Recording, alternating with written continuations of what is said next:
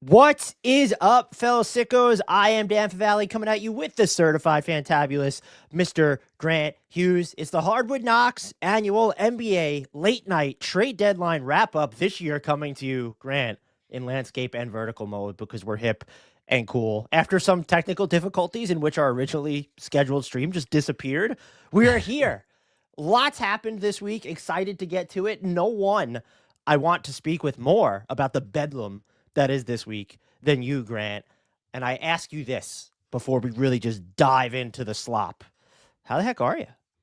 Man, I'm tired. It was a day. It's been a day. It's been a week. It's been a week.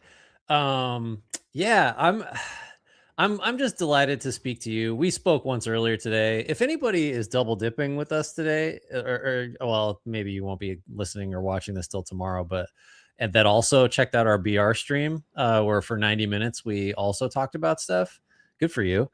I'm excited to talk to you. We smoked it. Smoked it. I went back. People are saying, Dan. First of all, people are saying, because I did get multiple messages. Oh, good. But I got zero, but I'm very disconnected.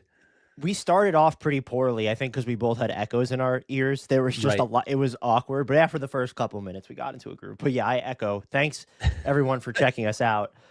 We're going to work big to small, but Grant and I are going to alternate. We don't know where each other's going with. We're going to talk about the individual moves, but teams at large when it warrants it.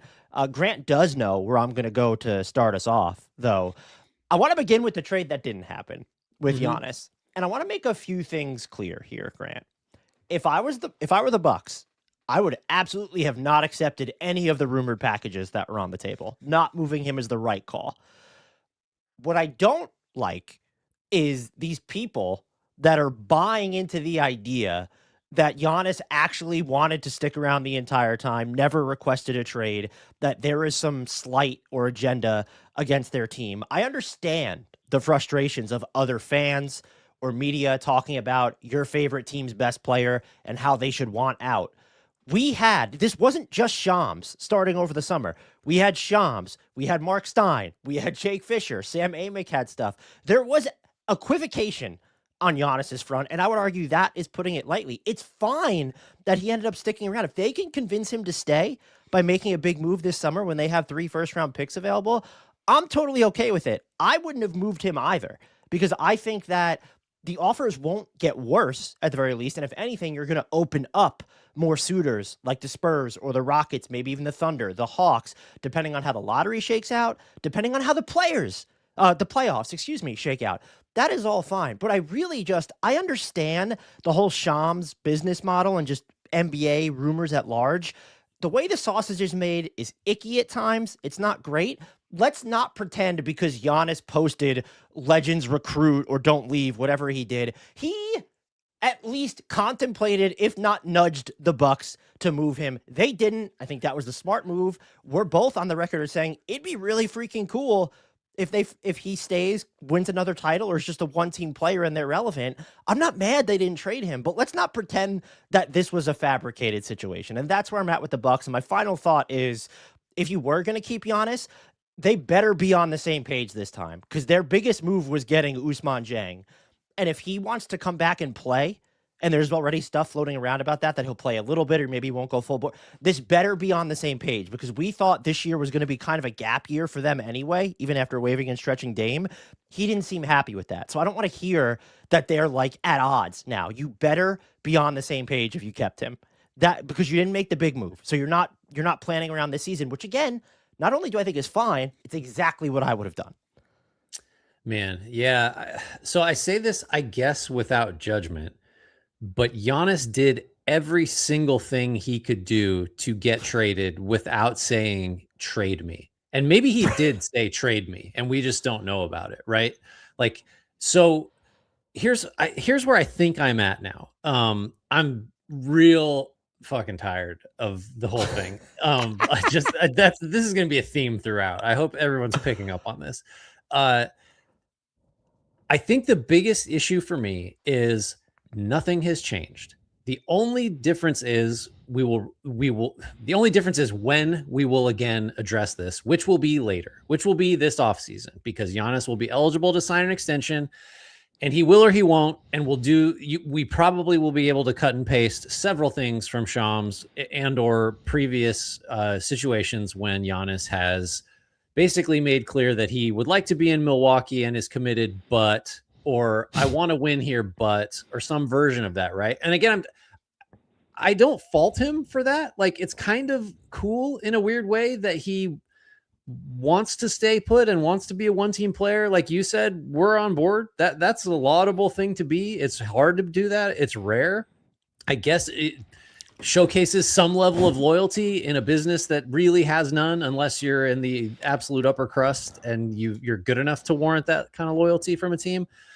But nothing's changed. The Bucks are still in as bad a position relative to Giannis's sort of hopes for being on a contending roster as they were before the deadline.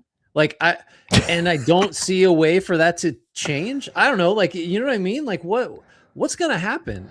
They're going to trade. They're going to make another Miles Turner-ish signing or Damian Lillard-ish trade that hasn't been enough. And Giannis will be older and is coming off this calf, and who knows what that's going to like.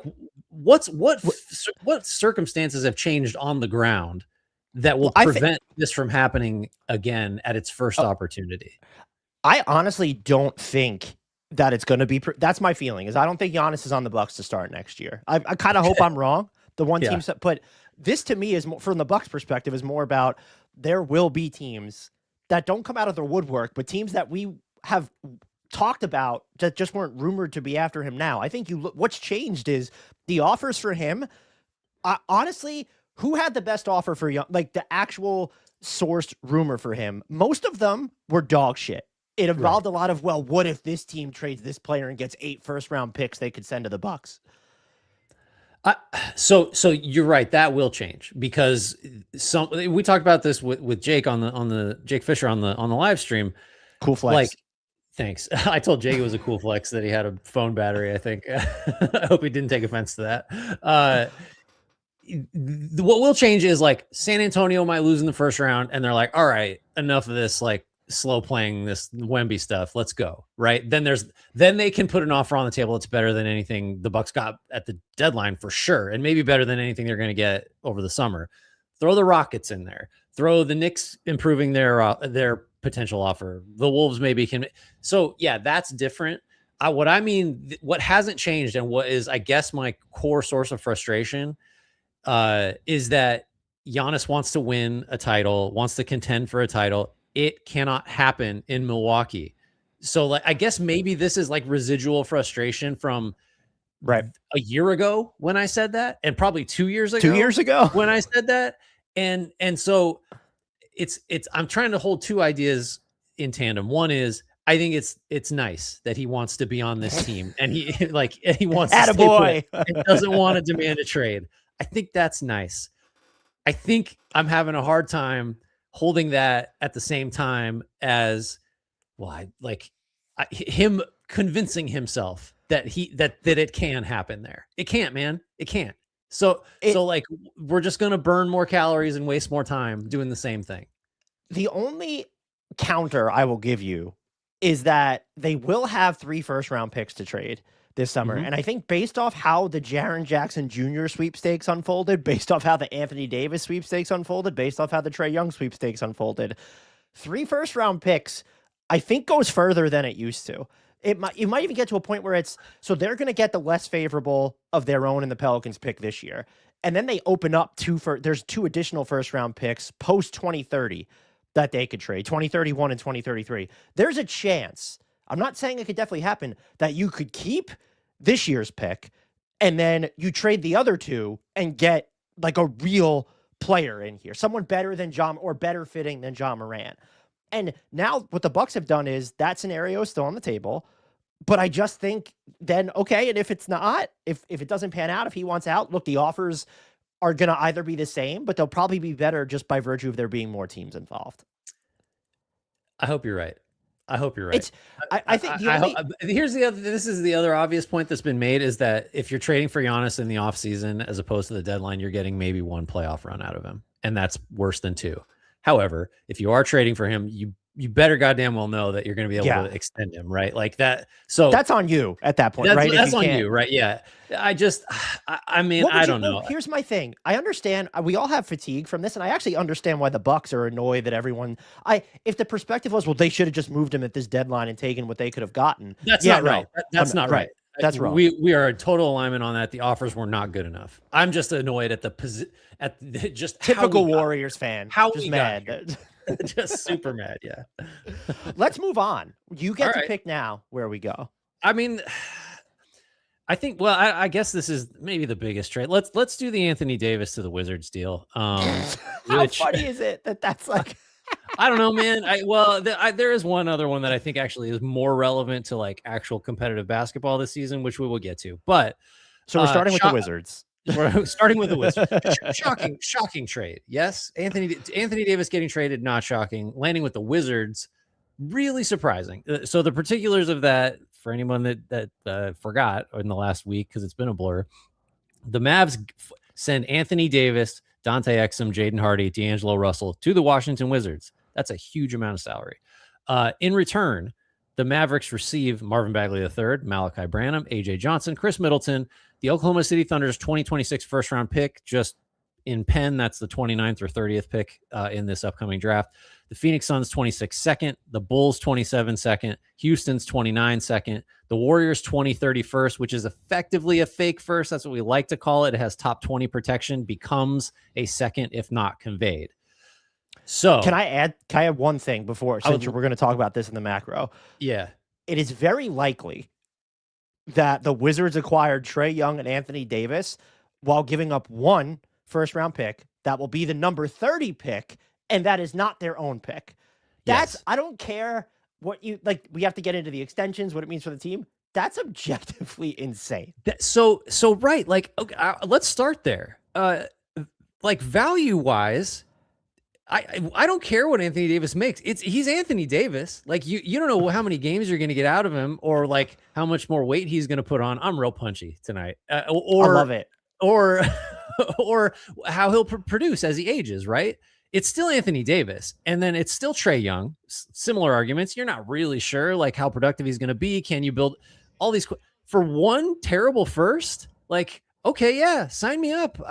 It's a fascinating roster building conversation. We could do a whole pod on like, oh, is this a new way to just kickstart out of a rebuild when you have like some in between pieces that aren't cornerstones? You'll get some like flawed cornerstones in there for a minute and just let the in between young guys marinate. Interesting, but you're right. Like the value, it's just I think you just do this if you're Washington, especially if the alternative is, well, we got to burn this cap space on somebody at some point this summer. Are we going to do better than Anthony Davis and Trae Young? Like, I don't think so.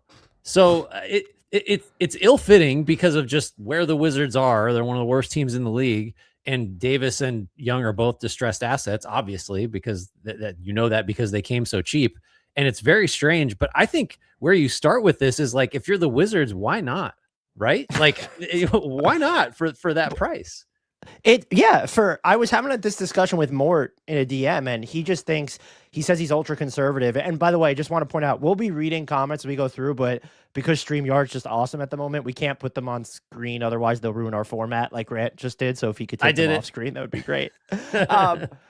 So the Mavs should rehire and fire Nico Harrison. So I'm with you. I'm of the why not mind, because they gave up afterthought assets. And you could say, well, they're cost controlled assets. And it's the number 30 pick in this year's draft. This is going to come down to two things for me, because you could be concerned about the on-court fit between Alex Sarr and Anthony Davis as an example. Sarr's not a good enough shooter yet, but he will shoot it.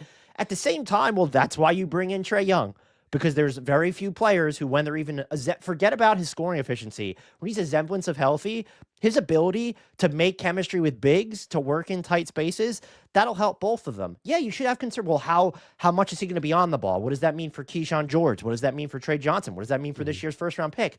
Those are absolutely concerns. I think, looking at what we know right now, one, give the Wizards front office the benefit of the doubt. What have they done to short-circuit anything since Michael Winger and Dawkins took over? The other thing here, too, is a lot of it kind of also rests on, well, what do they extend them for. And if they decide not, let's just say they don't extend them. Trae Young plays out his player option, leaves for nothing. Anthony Davis plays out his contract and leaves for nothing. Okay? There's also a chance that even if they don't sign an extension, let's say Trae Young plays out next year on an expiring contract. Isn't there a chance they get more than CJ McCollum and Corey Kispert for Trae Young? Yeah, absolutely. Yeah. Right? Absolutely. Here's the other thing. So the argument we probably have made in similar situations was like, oh man, now you're just getting in the way of the reps and the development for these guys, these young players you have, while worsening your draft picks. So you're diminishing your chance at getting another cornerstone player, right? That's an argument. That is if you wanted to make that argument against this trade, we've done it, and it makes sense.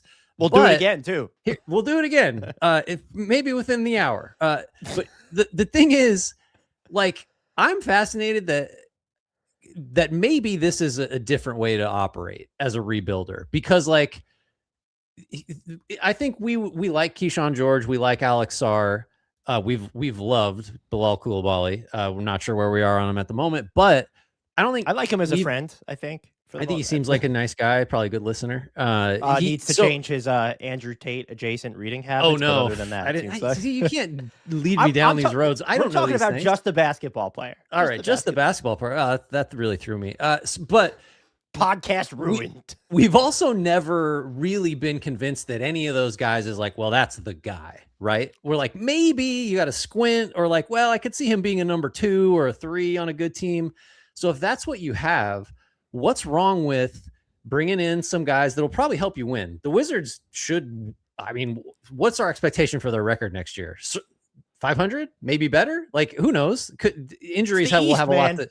Right. Anything's possible. So maybe you get these prospects that you still like, but aren't sure about as like cornerstones with a capital C. You get them some reps in meaningful games, which matter, or like more meaningful anyway, which matter. And you might get a better sense of what role they should ultimately play. Right. Like like if Sarr becomes undeniable, it's like, okay, great. But if not, it's like, okay, he's getting used to the role we're going to really ultimately want him in. And the reality of it is, teams can get their cornerstones at 16 or at 20 or at 11 in the draft. It doesn't need to be the number 1 pick, right? Like, so you can kind of have it both ways. I'm interested to see if we see more rebuilds get short-circuited in this particular way, where it's like short-term commitment. We did. Maybe we should move there. We probably said enough on this trade. The Mavericks side, I know you hate the Mavericks side, and I want to let you cook for a minute. The only thing I wanted to add to the Wizards, I actually think the only reason to give this a demerit would be you think that their cap space was going to go further than this, and the answer to that is just no. No way. So, like the answer is just no. Or, and this to me is the most valid point, you think that they're going to just give these guys extensions that should not be signed, and then we can revisit this if they do. As of right now, I'm just willing to give them the benefit of the doubt. We do want to go to the Maverick side of this. I said this while I was doing. Did I say it to you, or did I just post it? I don't remember diverging from consensus more often than I did this trade deadline, and it actually makes me feel really bad. Like my stomach was churning, because not that I want to have hive mind, but you feel more confident when you feel like you're missing something if you're, right. And everyone was like, man, Dallas, like, yeah, they did it. And I'm like, what? Here's my thing. Yes, you have to, well, you don't have to. Like, yeah, let's look at the Luka Doncic trade tree because it's hysterical. But you do have to evaluate this deal independent of that. What we don't have to do is evaluate it independent of, oh, hey, Patrick Dumont and company had enough information in the offseason to realize that they fucked up and Nico should have already been gone, or that they could have traded Anthony Davis for more than what is probably going to be a first-round pick that is number 30. Right. And I understand they got a lot of salary off the books. Congratulations. I understand you don't own what are you doing? They don't have enough flexibility to where you're going to go out there and sign a big name in free agency, because, hey, Grant, guess what? That doesn't happen anymore for starters. 2, they're not dealing with that type of flexibility just yet. And you're also not going to just necessarily acquire someone to expedite your timeline, because you don't control your own first round pick after this year again until I think theirs is 2030. Maybe it's 2031. I can't remember. Long time, whatever it is. Long time. So I just think that even if you separate this from the Luka Doncic trade, you are not going to convince me that you couldn't have gotten more for Anthony Davis either over the offseason or, more critically, had you been willing to take, let's use the Raptors as an example. I understand the Jakob Poeltl deal goes on forever. Do you think it would have hamstrung the Cooper Flag timeline that much if you were getting 3 first-round picks up from the Raptors?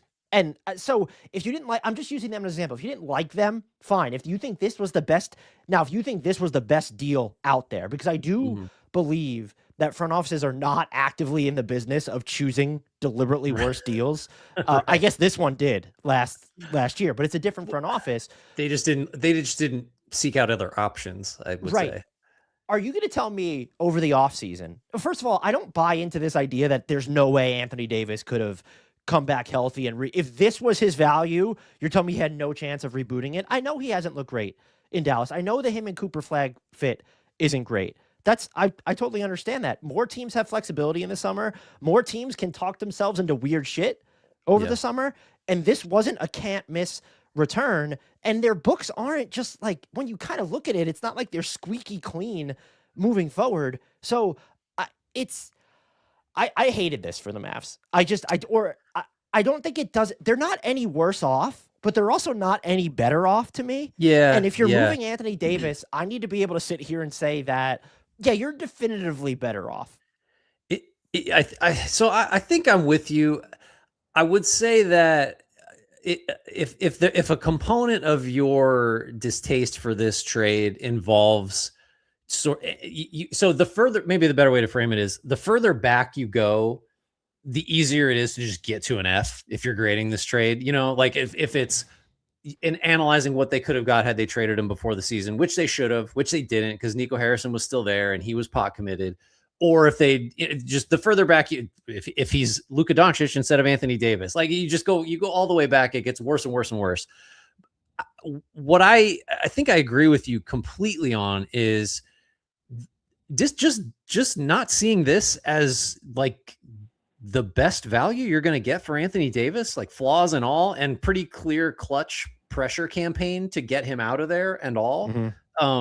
It seems like a couple components were at play here that, to me, like, I want it to make sense, because I want to believe that like these people are competent that are making these decisions, and they are to almost 100% certainty. Nico Harrison's not there anymore. I think he made an incompetent decision, but like, I just can't get to.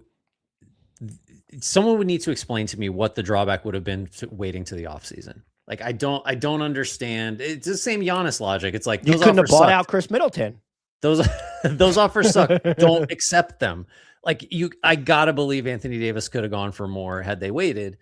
So it seems like they wanted to turn the page. That was a factor, I think. Fair. They like, I don't know how you weigh that. It's not like an analytical concern. It's just like, we gotta not do this anymore. We need to like scrub the hard drive of any like cookies that involve Anthony Davis or Nico or Luka or anything. We have Cooper Flag now. Let's just look at that and not anything else that happened before. And Anthony Davis being around is like, oh, right. Remember that? You know, like, I think that was a huge factor. And it's the only thing that starts to make it like understandable that they took what they got for him. You know what? I might be understating the importance of the turning the page factor, because now it's just, you got this out of the way in the Luka Doncic trade. Like, the Luka Doncic trade can now, because that was part of the narrative and had to be exhausting for everyone involved. That's still a rash decision though, right? Like, that's not a logically based decision. That's like an emotional decision of like, I don't like how it feels to have to think about this anymore. You know what I mean? Yeah. So would you have made this deal, or would you have waited? I would have waited. And like, do you know what? This is a terrible deal. It's just you aren't getting anything. Well, Desmond good out Bane was drafted at number 30, Grant. So why don't you relax? Yeah, I just said you could get a cornerstone at 16. So what am I saying? Here's my other thing too, is that I think we're past, at least the way that the CBA is currently set up, and we were all wrong. It is not nuked the trade market. It has killed free agency. But what I will say is some people say, see, you said it made trades harder. As someone who grades every single trade, it has absolutely made trades harder. It is, and there's like a third team involved, and it feels like everything. I want to ban second-round pick swaps. Those are stupid and not cool. And I'd also like to institute a ban on, if you're going to report something, you have to report the details. No more Ivica Zubac was traded to the Indiana Pacers, then waiting 15 minutes to tell us for who. That is BS. Anyway, I don't think players, Trey's an example. Anthony Davis is now an example. You want an extension? Okay, cool. You're not getting one. I'm all for players. If they can get one, yes, sign one, negotiate it. Why do you feel pressure because if this is the return you're going to get for Anthony Davis, why do you feel, well, we got to extend him because what if we lose him for nothing? You just did. What's the difference? You just did it What's sooner. The difference? So yeah, no, I don't subscribe to that logic anymore. I want to say something nice about the Mavericks, though. I did think they made a smart move doing Malachi Branham for Tyus Jones, and they wouldn't have had the flexibility to do that without moving Anthony Davis. That's not the reason to move him. But, and by the way, they did get off the Hardy deals, as you mentioned. They did get off the D'Angelo Russell player option. But I think Tyus Jones, he's not what he's been in Orlando, and he's not really even what he's been in what he was in Phoenix. I think just if there's someone who plays adult in the room basketball, it's him. I think that will benefit Cooper Flagg. Sure. Derek Lively's not going to play again this season. It'll help Daniel It'll just help everybody. So I thought that was a good move, even though I was not a fan of the Anthony Davis move. Yeah. I guess you're up. You get to choose now. Just a tight 25 minutes on one trade so far. We're doing great. We did three. We did Giannis, the Mavs, and the three teams. That's fine. All right. Okay. Let's do Garland for Harden. Yeah. Let's start with the Cavs because we have other stuff to get to with the Clippers. Speaking of me, I don't know if I diverged from consensus on this, Grant, but my reaction to the Darius Garland for James Harden trade was a big boatload of why. I understand that James Harden's the better player right now. In theory, he gives you better title equity right now. I don't think he improves your title equity enough to go all in on right now. Darius Garland is 10 years younger. I know he's developed injury struggles. Both of us had him on an all-NBA team last season. So I didn't view this, and something could still come out for sure, as, the Cavs know something is sinister up with his ankle. Because I know it was a second-round pick. They attached a pick to Darius Garland to get 36-year-old James Harden. This very much reeked of they're worried about Donovan Mitchell leaving or requesting out if they flame out in the playoffs. You know what? This move. Go ahead. Yeah, go ahead. Say it. No, it's like painting a scene, guys. Donovan's going to be pissed off, and he's not going to stay if we have a colossal playoff flame out. What's the solution? James Harden is the solution. What? Like that you trade, you know what you do? Because if he suggested it, you trade Donovan Mitchell at that point. If he's the one telling you to go trade for, look, James Harden is durable and really good. So I don't mean to denigrate him in that sense, but did you acquire, you have to pay James. I don't want to hear about Darius Garland 2 years left on his contract. James Harden, and we have to get into the Clippers and did the aspiration stuff dictate anything they're doing with their trade deadline.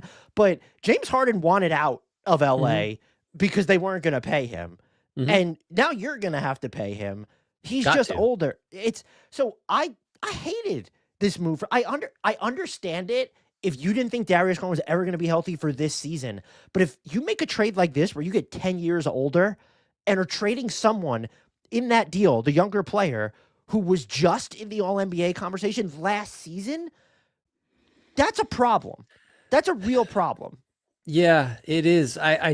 So the problem with the bit that I just did about making fun of the Cavs for James Harden is the solution to our playoff disappointments is that it's the most hack sports talk radio take there is, but it's kind of, you could stop the analysis there. This is a dumb trade because all James Harden does is disappoint in the playoffs and then ask to be traded if you don't give him exactly what he wants. And the Cavs are just signing up for that.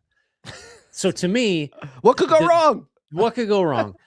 Again, I want it to make sense. I want to believe these are rational actors. The Cavs have to be so convinced that Darius Garland is done as an all-star player. And like these toe injuries. It's both great toes that have had issues now. He's a small guard. You call them great toes. They're called great toes. They don't call them the big toe is called the great toe. It's called the great toe. Yeah, it's like I don't want to overstate this, but I think you just changed my life. I didn't know this at all. But Darius Garland's great toes not so good. So maybe the Cavs are just like, this is never getting better. Which is like, I don't know how you know that. Maybe they do. And if that's the case, this is still a crazy trade with like too much risk for me. So that's as close as I can get to making sense of it. I will concede Garland is an inferior player to James Harden right now today. So I get, and like maybe at some point the playoff disappointment streak ends. Like Salt City Hoop says we need feet pics for Garland. Sorry, I don't know. I'm trying to justify it for the Cavs, and it's difficult. It's the kind of thing where I think you said, like, if this is what Donovan Mitchell wants, or he's out, then I think it's time to say, like, you can be out. Like, this just isn't worth it. I don't think. Because there's a chance that if this blows up in your face, so now, like, at least you would have leaving anyway. Right, you would have been left with like Darius Garland and Evan Mobley, and then if you decide to keep Jared Allen there, I understand there was pressure, and so I kind of the only way this works out, short of them, is either they win a title, and if they win a title this season, you never have to apologize, or Darius Garland is just cooked. Which I'm sorry, I refuse. This is the first year of his career that they've been worse with him on the floor. I'm not just prepared to throw away that trap. I understand the injuries, and I also understand that, like, the James Harden jokes get a little tired. James Harden has been fantastic this year, and he's going to lighten the load upon Donovan Mitchell. I think the chemistry he'll have with Jared Allen will be great. I'm interested to see how him and Evan Mobley work together and how this. But he's going to slow you down too, like in that, like, so if you want to play at a little bit more of a frenetic pace in certain situations, that all of a sudden needs to happen only in secondary lineups.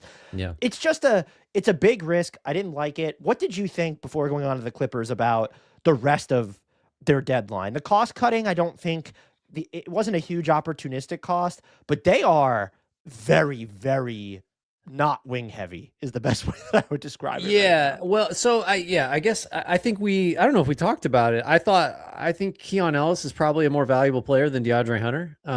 Even without the monies involved. You're right, but he's like, you're right, but there's something just, I feel better about putting DeAndre Hunter on a wing than I do of putting Keon Ellis on like, he can't guard anyone who's really that much bigger than him. And to be honest, he made more sense on a team as a third guard that had Donovan Mitchell and Darius Garland, because he just comes in and guards the other backcourt player that you don't want either of those guys to guard in the when you have one or the other on the floor. Schroeder's, I don't know, whatever. Like some of the cost cutting I can get behind. So am I forgetting anything else? They dumped Lonzo effectively. They're going to be able to convert Plowden, right? And I think which makes sense. Do you view any of the Garland stuff or anything that they did? I think certainly maybe the Hunter thing. Do you view it as a real vote of confidence in what they've seen from Jalen Tyson this year? Yeah, and even Tyson, I wish he were just like more of a definite wing than he is. Like I wish he had a little more size. But yeah, that has to have been part of it. And that's a decent bet to me. Again, it all made sense to me. Just right up until you decided that James Harden is the answer to your problems. Because if the best you can say about James Harden is he's the answer for a minute, and then he is the problem. So the Cavs are just going to be waiting for that shoe to drop, and it could happen it could happen in what 2 months. And then we're just going to be looking at James Harden is going to ask out, and Donovan Mitchell is signaling he's not going to extend. It's like, we're not that far from that eventuality. We're going to move on to the Clippers, and we should talk about their trade deadline at large. We know what they traded for. They got Darius Garland and a second-round pick for James Harden, who says he didn't request a trade, but it feels like he requested a trade. I'm not going to throw it all on him, but at the very least, it was a mutual parting of the ways. They also traded Ivica Zubac to the Pacers. They traded Ivica Zubac and Kobe Brown to the Pacers for Isaiah Jackson, Benedict Mathurin, Indy's 2026 first round pick that they will only get if it falls between 5 and 9. And then if it's not between 5 and 9, it turns into an unprotected 2031 first round pick. They got Dallas's 2028 second round pick and then an unprotected Indiana first round pick in 2029. I don't actually, this deal, we'll talk about the Pacers next, obviously, but this deal, I look at it and yeah, the Clippers just had to make it. I think so. I'm curious as to what you think though about like so that you turned James Harden and Ivica Zubac into 2 Indiana unprotected first round picks, Benedict Mathurin and Darius Garland, and 2 seconds. That's a really good trade deadline. And what I'm more interested in is, I think Darius Garland, if he's healthy, I saw a lot of people saying, well, yeah, they're probably going to look at trading Zubac now that they have Garland. And I was like, well, Darius Garland, if he's healthy, is still like an all-NBA type player. They could still just be good.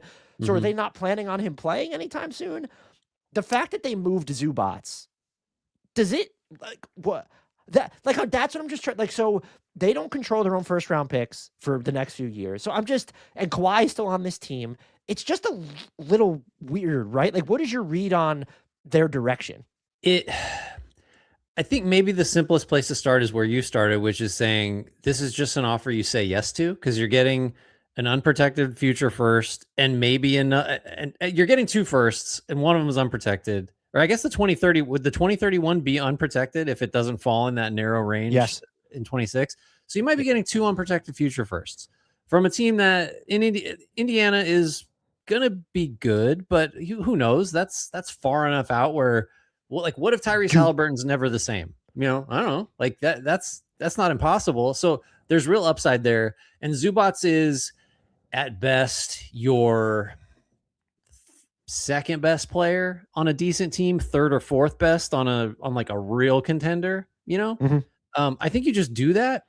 I think one thing this reflects, not to get on too much of a tangent here, is that Trae Young doesn't get you any picks and Ivica Zubac gets you 2 unprotected firsts. Teams are just really making it clear that you need to fit into a system, not cost a lot of money, and be just easy to work around. And that's worth a lot. And if you're you're not worth nearly as much. You're to your big contract point too. You could make the case that the Clippers got more for Ivica Zubac than the Grizzlies got for Jaren Jackson Jr. Just because of the value of those 2 picks. And I think a lot of it depends on your how you feel about Benedict Mathurin. Sure.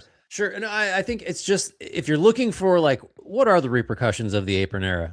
That's kind of it, man. What the Zubac trade versus some of these other, in a vacuum, much bigger names, much better players, the returns, much bigger salaries, big factor. I think this is just indicative of this is what value looks like now. And teams I say they're getting smarter about it. It feels like this is just what the preference is now. I think this is what firsts will go for in this era. So, what are the Clippers broader plans? I don't know, man. I'm with you. It feels strange. Just because of all the things I said about Zubac's value, the Clippers should view him that same way, right? He's obviously a valuable piece. He doesn't cramp your books and he's a winner. And you've just been very good when everybody's healthy and he's been a huge part of it. So I don't know. You can get real conspiracy theory focused and say they got to go get everybody else's picks because they don't have any and they're probably going to lose more when the aspiration punishment comes down. Maybe that's it. But I don't know how you prove the theory. My favorite conspiracy theory is that they think Kawhi's contract is going to get voided. So why have any vets at all here? My whole thing was I look at it as twofold. I actually look at it through this lens. The conspiracy theory is funnier. I wouldn't say I'm rooting for it, but that's cooler to talk about. That would be better for content. But I actually think the Ivica Zubac, the Harden thing was they probably didn't seek it out. It was sort of foisted upon them. And if you can get Darius Garland, who there's just a chance we look back at this as an all-time fumble by the Cavs and just an all-time heist by the Clippers. So you make it. Then this trade comes along for Zubac and it's, well, how do we say no to this? Because, and I think part of this is the logic, they're making the play-in no matter what. Just the way that the teams behind them are not trying to win. They're in 9th place right now. Maybe the Warriors jumped them. And so from the Clippers' perspective, let's say you keep that team intact, or let's say, Darius, you did the Harden trade, Garland's healthy, you keep Zubac. Maybe you could get into the playoffs so that you get the right to be trucked by the Thunder or the Nuggets or somebody else. So it sort of felt like them reading the room of, okay, we're going to make the play-in anyway. This isn't shortening our season by much, if at all, by doing these things. And finally, now that you did take on Garland's money, we've talked a lot about their 2027 flexibility. Moving Zubac, they have $50 million basically in guaranteed contracts on the books for that year. It's 44.9 for Garland, and Isaiah Jackson's at 6.4. That's the only guaranteed money. They will pick up others, but like they can go into 2027 with absurd amounts of cap space still. So this is just, that's how I look at it. But I do find the aspiration element interesting. We do have, Grant, a fellow attorney of yours in the comments, though, saying, as an attorney, I can assure you that the Clippers have no fucking idea what the NBA is thinking as far as punishment, unless there have been non-public depositions of sorts incriminating the Clips. Would the latter surprise you based off knowing that we've heard the law firm has interviewed Pablo Torre, that there's just been these depositions? Do you know what I mean? So yeah, I don't know. I would assume the Clippers have a rough idea of like what and of what might be possible punishment wise. I don't think they can know, with a high degree of certainty. The only thing, everybody said it, but like the only thing we know for certain is that there's nothing coming out till after the All-Star game, like period. So that's the only given in this whole thing. As you were describing, sort of, well, a couple offers came in for the Clippers that they just like, well, we have to take this. I think it's interesting to think about it through the lens of like, sometimes you don't get to choose when your rebuild starts. Like sometimes it just chooses you. And like this one just kind of rolled up and well, yeah, okay, we'll trade Harden and Zubac. Like, sure. If they view it as a rebuild, though, why is Kawhi still on this team? I'm sure. Well, because nobody's going to trade anything for him because who knows? And he might retire. Happen. We've said it. He just might like if you trade him to the Kings, he's probably going to retire. Yeah, right. Well, that and it's just like whatever happens with the aspiration fallout might just make him like someone you cannot have on your team. Very surprising. Clippers I thought deadline. They had an excellent trade deadline, and the final note on them is they're like less than $2 million from ducking the tax now. So somebody getting traded on draft night. I don't know who, but somebody is. Do you want to talk about Indy side of this deal? We're not grading things. I was writing it, and I still hadn't figured, like, it's the longest blurb, in part because I thought I had to do a standalone article for them, too, and it turns out I didn't, for anyone who cares. It is the longest fucking analysis I wrote, because I find it so fascinating, and I settled on this was too much. I don't know that this was the guy. Halliburton's coming back from a serious injury. For as much as I think Zubac brings to the table, there's heft on the glass. Maybe they offensive rebound now. I'm actually not worried about him playing up-tempo. Like, the Pacers they're not going to, first of all, blitz full court all the time. But he played in a faster-paced Clippers system before. I mean, look at the first half of last season or whatever it was. I just look at it and say, the fit with him and Pascal Siakam is not super intuitive. His contract is great, and it lasts another 2 we're like a year away from talking about, well, what if Ivica Zubac doesn't sign an extension or something? And what I struggled with was it, if it was one of these picks, but the fact that it was both, Mathurin seemed to bug Pacers fans, like losing him, some people more than it bugged me. It's the pick equity here, because you're in real trouble if Tyrese, because your timeline horizon, I know you have Tyrese Halliburton, but Pascal Siakam's not that young. Right. And are we sure that Tyrese Halliburton can just come back and be Tyrese Halliburton after that Achilles injury? But the one thing that I really wanted to ask you, aside from your overall thoughts, is it better or worse that, let's assume they keep this year's pick. I'm just going to assume. It's like a 50, when you look at the odds, it's like a close to a 50-50 or 60-40 proposition. Is it better that they kicked out the commitments, or do you view it as worse that they did that? Well, we feel pretty confident that I think it's probably better that they kicked it out, because if you trade that 2026 first without all these protections and it's number one, which it could easily be given where the Pacers are, you can't live with that, right? Like that's kind of where the analysis stops for me.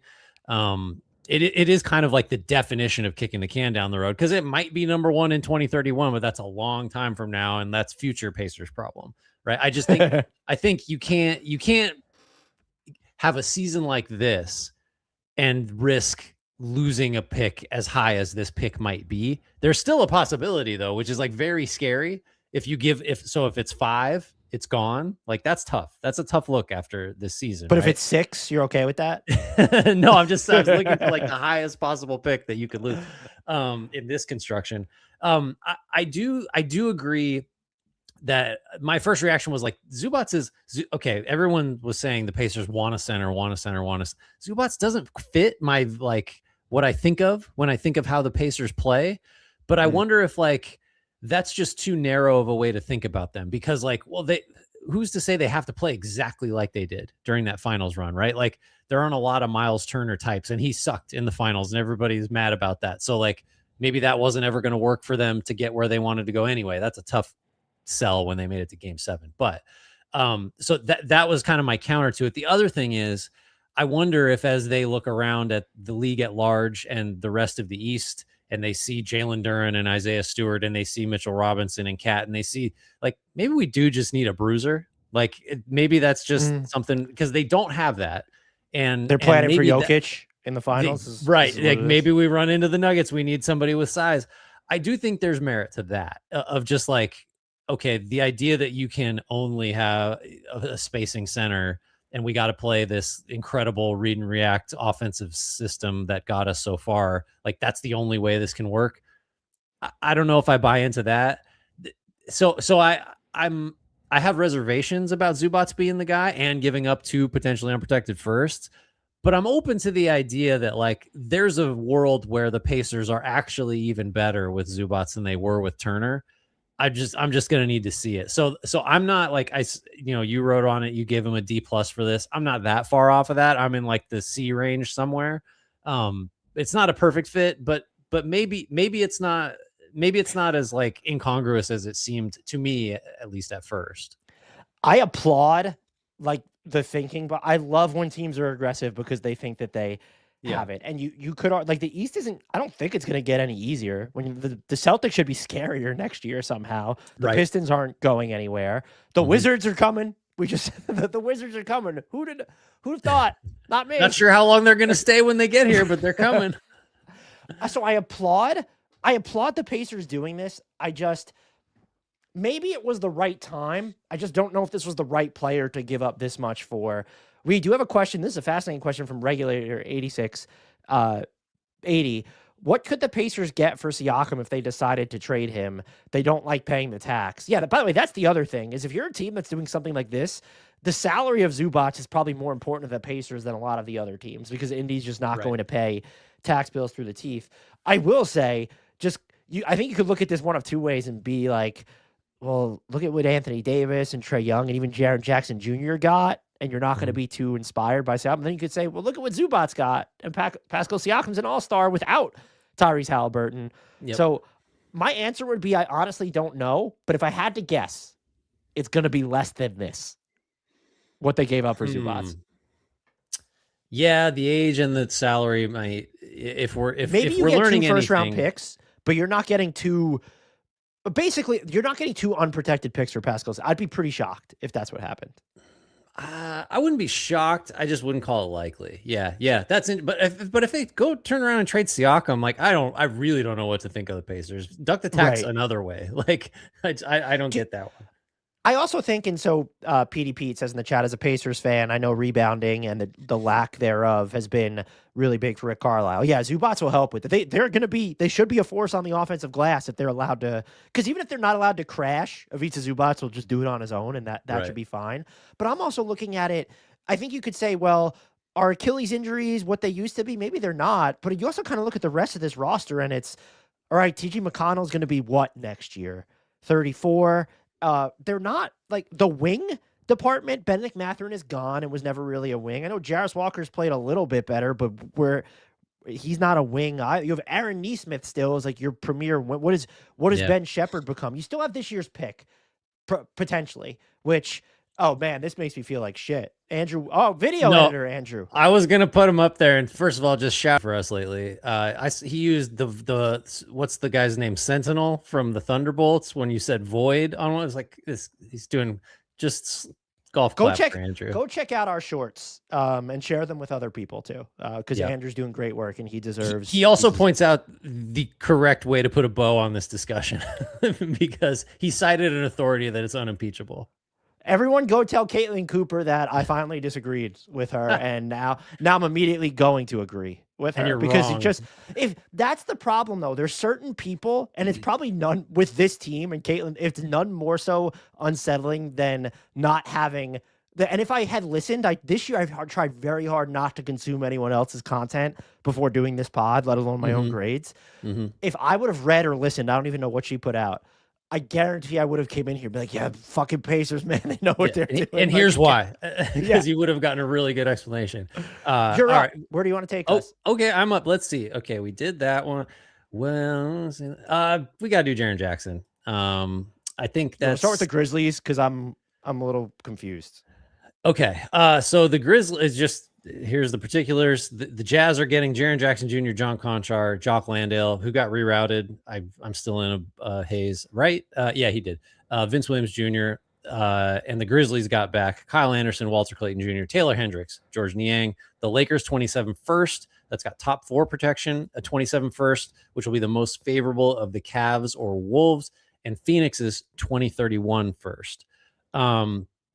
So for who you want to do the Grizzlies side of this first? Well, because I think they're interesting in the sense of not only they trade Jaren Jackson Jr., but John Morant is still there. Yeah, I mean, there just must have been nothing, right? Just nothing, because they would have. I think they would have just given him away for neutral salary, don't you think? Like, now, aren't you at the point? Unless I guess they can't get the same amount of pressure that the Mavericks were getting from Anthony Davis, but this felt more like a turn the page situation than Dallas is with Anthony Davis to me. But they didn't turn like it needed. You mean they needed to turn the page from? And I'm talking about Ja. Jaren Jackson. I could have gone. The messaging is so mixed because I don't know what it says that they renegotiated and extended him and then ended up. And everyone's defense was, man, they got off that Jaren Jackson Jr. contract. Yeah, that they just fucking gave him. Yeah, the John Morant. You don't. I did see some of the clips. I can't remember who it was. Was it Sam Vecini or maybe it was Zach Lowe? Maybe it was both of them, framing it as this all went to crap because John Morant was no longer an All-NBA player. And I don't disagree. But how long have they known this? This didn't just come about this season. And not only that, but Memphis traded Desmond Bane in the offseason and tried to spin it as like a mini reorientation, in part because they did renegotiate and extend Jaren Jackson Jr. And just one more thing, your draft track record, awesome. Cool. Zach Edey, when he's healthy, looks great. Jalen Wells hit. Cedric Howard hit. They have all these hits. You seldom hit on trades, including this one. And you also they talked a lot about, I think Keith Parrish is spot on. I try to think more deeply about like the logistics of roster building and direction, but they sold the idea of we're going to spend to really build around this core. They never did it. Their biggest swing was Marcus Smart. And when it blew up in their, like they've made trades where they've had to cut cost and they've tried to cut corners. This is just, I'm sorry, this is shameful shit by them. This deal, if you want it, like stop doing half-baked crap. Like you didn't even tear it down fully. Like John Morant is still there.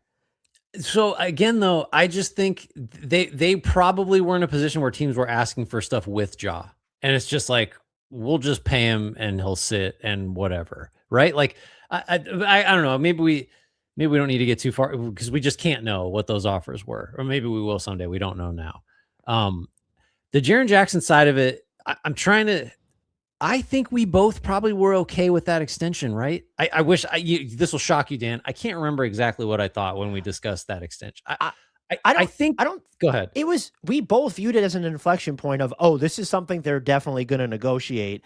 And they didn't. Like he just got what he got basically. Okay. And so it seems fine, but in the current cap climate and more importantly, the Grizzlies' current situation snuck up on nobody, including the Grizzlies themselves. And that's because, Grant, look at this return. Walter Clayton, an older rookie, who the theory of Walter Clayton has yet to really bear out in Utah. Taylor Hendricks is supposed to be an undercooked Jaren Jackson Jr., who I actually think on my record is saying I think he will be better than Jaren Jackson Jr., so I'm clearly wrong all the time, but he hasn't been the same since that leg injury last year. And then look at the picks they got.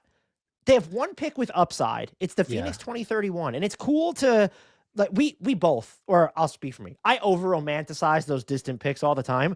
Phoenix doing what Phoenix is doing right now is almost a cautionary tale against. Like they have half a decade to get even better. This was just to me this felt like an almost turn the page trade for them, but then you didn't fully commit to turning the page, and that's just and the messaging. Like at the time when Desmond Bane, Jaren Jackson Jr., and John Morant were there and even kind of close to what they thought was going to be the peak, or they hadn't peaked yet, you never made good on that promise. You never got, your biggest swing was Marcus Smart. And even at the time, everyone knew that wasn't it. Even if you had higher hopes than disastrous for Marcus Smart, everyone kind of knew that wasn't it. And so this organization is, again, rational thinkers are in charge. I'm sure Zach Kleiman is there. Their drafting has been very, very good. But the way that they've gone about running their team independent of that seems exceedingly poor. It feels, doesn't it feel like this move was based on what they got back? This move was motivated out of like fear that, my God, like what kind of dire straits are we going to be in when he's making $50 million a year? Like we're going to have to salary dump him for nothing, like Anthony Davis, or like, right? Like, or it'll be worse than that. Or it'll be like a Cat situation where it's like, this guy can't be your best player, but he's going to be making 50 plus. And it's just like, he's untradeable. And it is crazy that was a risk, or that was something Memphis seemed to be afraid of so quickly after deciding, yes, let's pay him this money. And so soon after, I think I would have said like, yeah, that's a lot, but you don't really have to make any concessions when you build around Jaren Jackson Jr. You get some spacing, like he's a good defender. You get all this stuff. So it's like, maybe that's okay because he doesn't come with the same, like it's a big salary number, but it's not as like restrictive because you just throw anything else out there next to him and it kind of works. So like there's, we always love to fetishize like scalability and portability. Like he has all that. So it's okay. Yeah. 50 is a lot for, per year, but like it's justifiable. And then it seems like based on this trade, they decided like, oh no, we can't. Oops. Like, yeah, this is going to get so bad if we don't trade him right now. Which is just like, it's whiplash. I don't understand it. Is this a package? Like, I guess, I don't know if it's a fair question, but like, could they have gotten more somewhere else, or had they waited? I don't know. I guess do you think probably no, because nobody it's a weird one. Here's would you have preferred, like, because you opened up the bidding all of a sudden to, if the Knicks come calling with 2 first-round picks and other stuff, do the Spurs, the teams that you're waiting on with the Giannis sweepstakes, do you think Atlanta or the Spurs, less so the Rock? I mean, like, those are all teams that could give you more. But even, like, wouldn't the Lakers, maybe they'll have 3 first-round picks? Wouldn't you prefer the 3 first-round? Or no, Luka's there. So it's debatable for sure. Here's, you know what? This is unfortunate, but I'm just coming around to like your stance on this of like, don't pay him this if you think there's a remote possibility you're going to be in this position. Like they could have negotiated, right? They didn't have to do this, the renegotiate and extend. They could have given him less. Like they could have made, I don't know.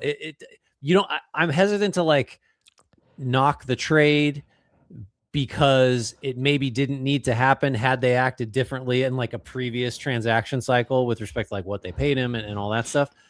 But it's hard to split that up when it was so recent. So I'm getting lower on this trade the more we talk about it from the Grizzlies side. It's harder to justify.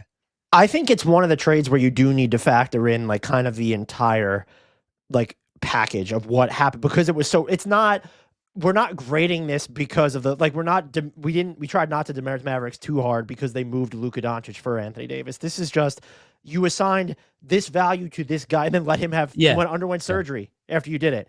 And now all of a sudden it's this. And the messaging is mixed. And I also just stop selling draft picks when it's okay. Like, you draft well. Where has that gotten you? Here. So I do want to talk more about, because this is I saw people were skeptical of the Utah Jazz doing this. And I think this was the trade where I started to not realize, because I think we both knew this, but it just became clear how much we romanticized the teardown over the swings of going forward. Because what did we say about the Jazz when they ripped off the Donovan Mitchell and Rudy Gobert Band-Aid? Love it. Great. Love it. Excellent. You've spent the past 4 years getting mad, not you specifically, but mad that they're not losing enough. Now or you don't want to see them tank this hard. They go out and they make a swing without having to give up any of their own draft picks. Okay, I'm open to the idea that Jaren Jackson Jr. is overpaid. The Jazz still have all their first-round picks moving forward. They can find a way to assemble cost-controlled talent around him. But what I keep coming back to the fact here is they're not, like, Larry Marketing and Jaren Jackson have enough time left on their deals, and they're still young enough to where if this doesn't work out, you're not trading them from the same position of weakness, unless there's a catastrophic injury, which is always the caveat. You're not trading them from the same position of weakness as a Trae Young or Anthony Davis for two reasons. One, both of them are way more scalable than Trae Young is. Two, neither has the injury history or is as old. It won't be as old as Anthony Davis when their current deals run out. And this is a team where it's also time. Like, they weren't going to do anything other than complete trades with their cap space. And we talked about this. I mean, first of all, for anyone who likes this trade and is a Jazz fan, you're welcome, because we manifested it when we did our trade deadline primer. But two, they're trying something that's objectively cool, because Ace Bailey, Larry Marketing, Walker Kessler, I'm assuming he comes back, Jaren Jackson Jr., you're just monstrous at those four positions. And I think what's another good point, too, is the Jazz have done most things, I'll say, within their power to ensure that they can get these top picks. And either the lottery gods haven't rewarded them or they've been better than expected. And I think this year, while the record doesn't necessarily reflect it, Keontae George just turning into, maybe that dude's going to be an all-star. Doesn't that kind of, because what are you supposed, that nudges you in this, I said they should have traded Keontae George months ago. And I was at the point, do I view anyone on this team as untouchable leading into this deadline? Ace Bailey, probably, for sure. But what were you supposed, you trade him? Like, the whole point of going through this process is arguably to find someone like him. And I think their biggest issue right now is it's the same as the Wizards. After all of this, I don't think you can point to a single guy and say, we know he's our tentpole of the future, the best player on a contender. But do you know what can one, in the Jazz's case, like the Wizards, they have this year's pick, but I think Ace Bailey, I know he's just a rookie. I think I'm higher on him than any single young player in Washington. I love Keyshawn George and Sarr, but I think with Ace Bailey, what he's shown, when he came in, my thought was just he was going to do like all these ball dominant things and not be the connector complementary type. And it's flipped. He's done like defense, rebounding, cutting, all that stuff. So I look at this and say, well, if you assemble enough combinations of just like twos and threes in terms of the pecking order, you're just going to be really fucking good anyway. And there's real value after 4 years of losing, going out there and contending for 50 wins. And look, maybe it blows up in their space, but this is a swing I respect. And I thought the fact that they didn't have to give up their highest upside pick that they gave up is that Phoenix. They gave up one high upside pick. Maybe your mileage varies on one of those Cleveland/Minnesota picks, but that's where I'm at. I loved this trade for them. Yep. I like it a lot. I think Andrew points out, they asks, they need to keep this year's pick, right? And I think they can. And I think you can kind of have it both ways. And that frames this for me as Jaren Jackson is just like, you said it much earlier.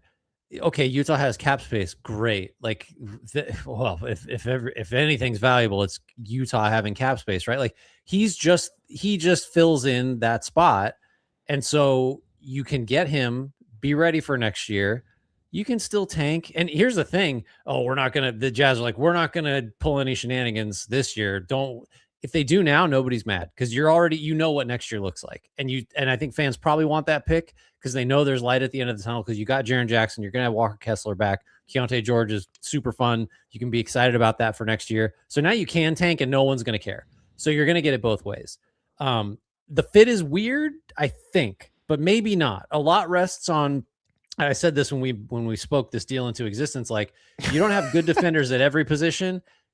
Being big is a pretty good like second option. And if Markkanen's your 3 and Jackson's your 4 and Kessler's your 5 and Bailey maybe he's going to play some 2, like that might get the job done. Yeah. And offensively, I'll reiterate, Lauri Markkanen basically is a giant guard, and so you can use him just like you'd use a great off the ball movement shooter who can drive it, and like that's fine. Offensively, I have no notes. This is gonna work on offense. Will Hardy's gonna finally get to like coach without a hand tied behind his back. They're gonna score a ton. Defensively, I think they should be good enough. I don't want to guess, but they should be average at worst. I would assume on defense. Do you think that there's do you think that we overvalue the importance of point of attack defense just because of how good those guys who are the advantage creators are, even when they're going up those? So I feel like we see more and more teams where it's, look, the Knicks are flawed, but with Jalen Brunson, the Pacers with Tyrese Halliburton last year. And I know that they have Andrew Nembhard, so I guess maybe Utah still needs its Andrew Nembhard type, but Keontae has gotten a little bit better defensively, but I think there's also just, it's probably what's more important to have let's say Max Christie guarding at the point of attack, or to have that jumbo-sized front? Like, what do you think provides more defensive value for Utah? We always say that the interior positions matter more on defense. The Rudy Gobert can be a defense by himself. Amen Thompson can't be. If you want to just cite like the quintessential rim protector versus the like perimeter pest that can guard a bunch of positions. So yeah, like so the fit makes I don't hate the fit. It's just like, all right, Markkanen's the 3, but then you don't have to play all these guys 48 minutes in conjunction, right? When Kessler's off the floor, you can get away with Jackson and spot minutes at the 5 against certain guys. You're not going to rebound, but whatever. I think this is a win for the Jazz. I love them going for it. I love them saying like enough is enough. Basically, we're tired of like having to try to lose on purpose because we're actually a little too good. Like that's no way to live. So if for no other reason, I like this because it puts an end to that era of Jazz basketball, which is like, nobody wants that. Nobody wants to kind of look at a team and say, this team's actually pretty good. It sucks that they have to try to lose, for several years in a row, no less. Like now that we're past that, I think maybe that's the biggest selling point of this trade is like the Jazz can play for real now, like no more messing around. And I just to wrap it up with my initial point was I just think they have so many outs if it doesn't work out. And if you're worried about the expenses, which we didn't really talk about, you don't get prohibitively expensive. And by the way, this is assuming that Walker Kessler's coming off a season-ending injury. Like, I don't know how much he's going to get. It might be less than we think. Keontae George, if he signs an extension, might be less than we think.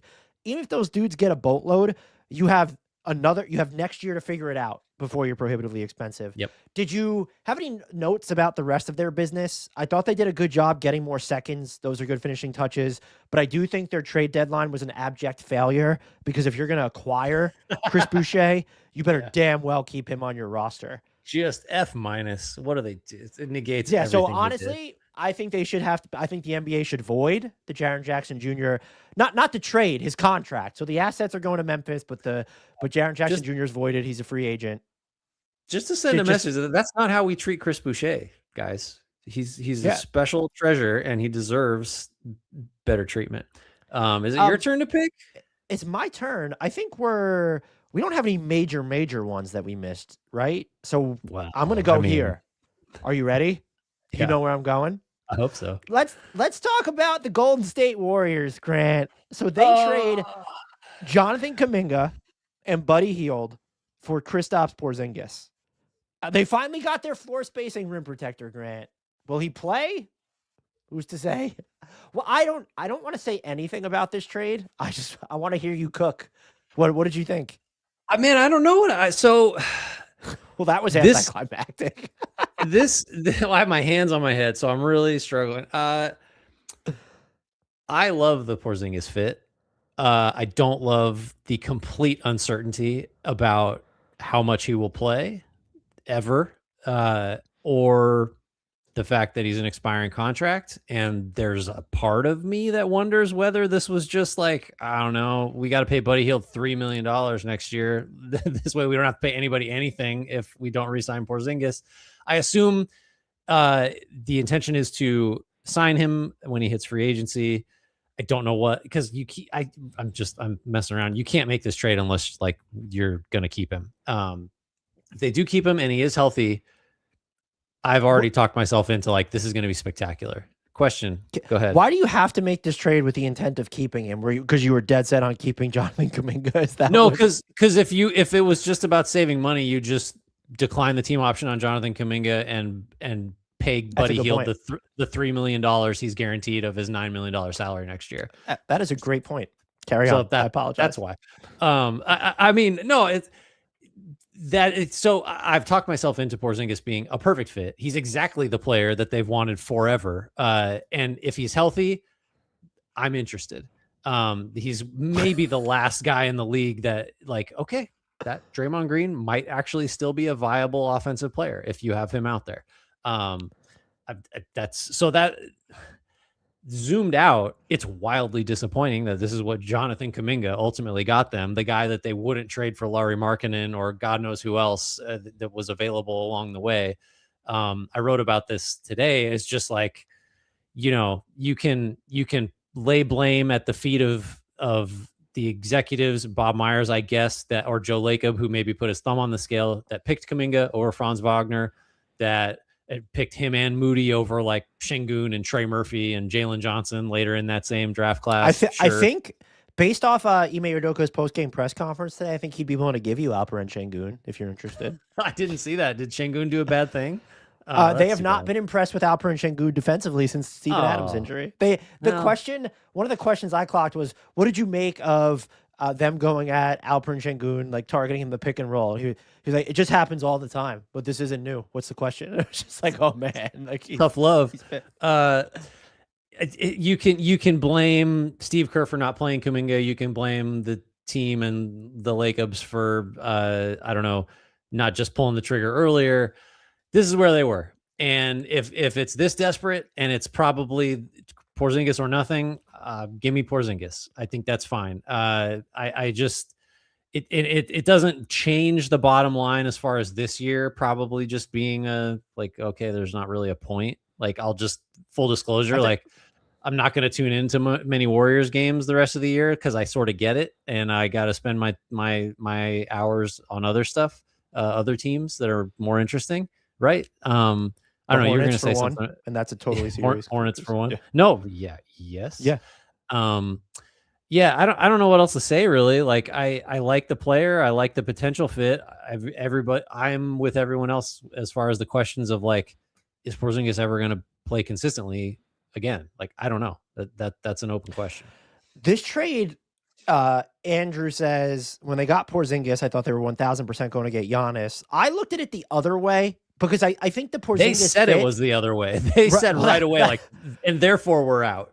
Because all the reporting was they were going to use Draymond Green and Jonathan Kuminga as the primary matching salary in a Giannis deal, and that just made sense because Jimmy Butler's injured and not going to. So the Bucks have no use for him to begin with, right? And you're not going to get other value for him. So unless the Bucks just wanted first round picks that badly right now, so that's why I looked at it as no, like this is. Because Jimmy Butler's not going to get it done. This puts an end to it. But Porzingis, in theory, if you're trading for Giannis and you're keeping Draymond Green too, like, yeah, you want him. If Jimmy Butler was healthy, this would have been the perfect get. I like it. I think it makes them more interesting. And I'm just wondering, having him in your back pocket, it opens up some like if you make a big swing this summer, the ability to re-sign him is a pretty big deal. Now, the problem is that if you're making a big swing, it's still, well, who can we get? That's Draymond plus Moody plus whatever other small, maybe Al Horford on the books, or with Jimmy Butler as an expiring contract. So I don't know what the appetite is. If we knew Jimmy Butler was going to play before Christmas, but I like the trade for the Warriors, but I'm with you that I don't think it materially changes anything this season, but I think he's a good play because this wouldn't have been available to you had they waited because he was a free agent. Right. So, like, doing it now, I think, and getting his bird rights, if he does play, he's not getting $30 million in his next contract. No way. I think doing this sets you up. It doesn't guarantee anything, but there's optionality there. Right, because there's a world where, like, their big off-season free agent target is Porzingis. And this way, it's like, it can be somebody else because you've got his bird rights, so you can keep him, and then you go get someone else. What about, is there any, I mean... Oh, can we get to the Hawks? Talk about TJD? We can get to the Hawks. Trace Jackson Davis got traded for a second. If we're just closing the book on the Warriors, well, not it was deal. so like that's because he wasn't really playing anyway. But I was kind of like, oh, is Porzingis the guy? You trade him, and it's like we're okay trading other bigs now. Is that really like the response that I kind of think Pat Spencer was up against the game limit, and they needed to convert him maybe, and so they needed a roster spot. Although they do two for one, yeah. So yeah, I don't know. I mean, now they could be players on the buyout market too, so we'll have to see what happens with that. But the Hawks on this end, so they did trade Luke Kennard, so they don't have like facsimiles of Kennard, Corey Kispert, and Buddy Hield on this roster now. The fuck are they doing? What this team is? They just feel like they're spinning their. I hate Jonathan Kuminga on this roster. You have Dyson Daniels, you have Zachary Risache, you have Jalen Johnson. What is Jonathan Kuminga known for? Not spacing the floor, not doing enough rebounding, too much on-ball work that isn't efficient enough. Those are exactly like all the boxes that the Hawks need to check, and he checks none of them. I mean, put a broader definition on it. What does he not want to do? Second option shit. And like, guess what, buddy? This team has Jalen Johnson and Nickeil Alexander-Walker, and both of those guys are way ahead of you in the pecking order. And they have Zachary Risache, a former #1 pick that I don't know how good he is anymore, but like he matters more to the Hawks than you do. So I don't see an avenue for him to do what he wants to do, which for him, it's like, I'm sure he's glad to get out of Golden State because anywhere's better than there as far as he's concerned. But like, this is not necessarily a better situation. There's a lot of the same roadblocks here that he had in Golden State. And so from Atlanta's perspective, is this just like, screw it? Porzingis is a zero for us. We're not going to re-sign him. We might as well take a flyer and see if like Kuminga just turns into the player that got drafted where he got drafted and tantalized occasionally. Like what's the risk I mean, that's not a crazy plan, but it's hard to see it coming to fruition with the guys they have playing ahead of him. I don't, and then say they're not in a position to do this, but like, all right, we're going to start shutting guys down, or like there's injuries and Kuminga like goes off. He like does the Anthony Simons down the stretch in Portland a couple of years ago, or like throw out the Jalen Green special. The Jalen Green special. The like, oh my God, it happened. Except it happened in March and nobody was watching and nobody on the other side cared, right? So like, what if you're the Hawks? What then? Because what have you learned? You haven't learned anything.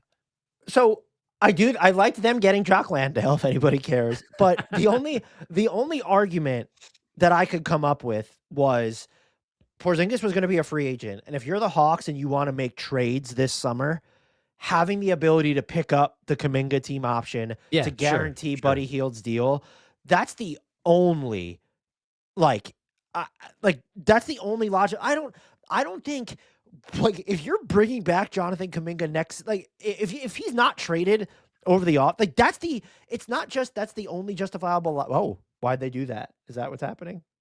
They just had a thought. Kuminga was in negotiations with the Bucks, presumably, right? Right. Atlanta says, "Hey, Bucks, guess what? We got your guy. You know you like him. He's more tradable to Milwaukee than Porzingis' salary, which you can't trade because it'll be off they'll the books." Be the team watching his March explosion. Yeah. Well, this is it. You've figured it out. They're gonna let Kuminga go bonkers down the stretch, and then offer him in a package to Milwaukee for Giannis. That's what this has been about. A+. Hawks did it. They figured it out. But other than them wanting to like have salary to trade this offseason, I don't think this is going to go well. And if it goes well, I'm going to be very curious to see how it goes well. Very quickly, because they did ship out Luke Kennard. What did you think about that deal for the Lakers? Gabe Vincent and a second-round pick for Luke Kennard, who notoriously will probably help improve their defense, I think, in a postseason context. Yeah. But I mean, he's one of the best shooters to ever walk planet Earth, and the Lakers, could use some knockdown shooters, but like everywhere Luke Kennard goes, I always say that, and then he just doesn't play as much as I think he's going to play, and it's because he can't guard anybody, and the Lakers already can't guard anybody, so that's a tough one. But who on the team can? So it's like, you know what I mean? Like, so he'll play. Right. Yeah, so he'll play because they don't have a better defensive alternative. They just have similarly bad ones. This is solid logic. I don't know. I like him better than Gabe Vincent in a vacuum. So because he has a signature, he has a legit, like, yes, he has a superpower. I just don't know how much it's going to be utilized, right? Because he just weakens an already weak point for the Lakers. I will say, I wish they would have gotten a big. I would have loved. Could they have done something like Portland wouldn't have done this deal for Robert Williams or something? Like I can't believe he didn't get traded. By the way, Portland did. The one move they made. Well, they got Vic Krejci. We should have led that off with. I really liked that trade for them, by the way. But same. I will say, I think the Lakers were smart not to do anything that was. Whether it was, I don't want to care if they added money, but don't trade a first-round pick. Wait for the 3 first-round picks to open up this summer. So I think they were smart. And they also, for their offense being really good, they're not really a high-volume or particularly accurate three-point shooting team. And so Luke Kennard brings that. So I'm ultimately fine. Yeah. It is now your turn, sir. Oh, man. Honestly, for us, can we just talk about, we're pacing this, really. We are cutting through it. I mean, the big ones are done. I'm trying to think what I would even nominate next. What's the most? What about we're gonna have to talk about the Bulls at some point. Do we want to start with Vooch to the Celtics and talk about the Celtics? That's the biggest. I guess. Yeah, that is the biggest name, depending on how you feel about Kobe White. So Boston gets Vooch and a Nuggets 27 second from the Bulls for Anthony Simons, 26 second, the most favorable of Minnesota, New Orleans, New York's, and Portland's.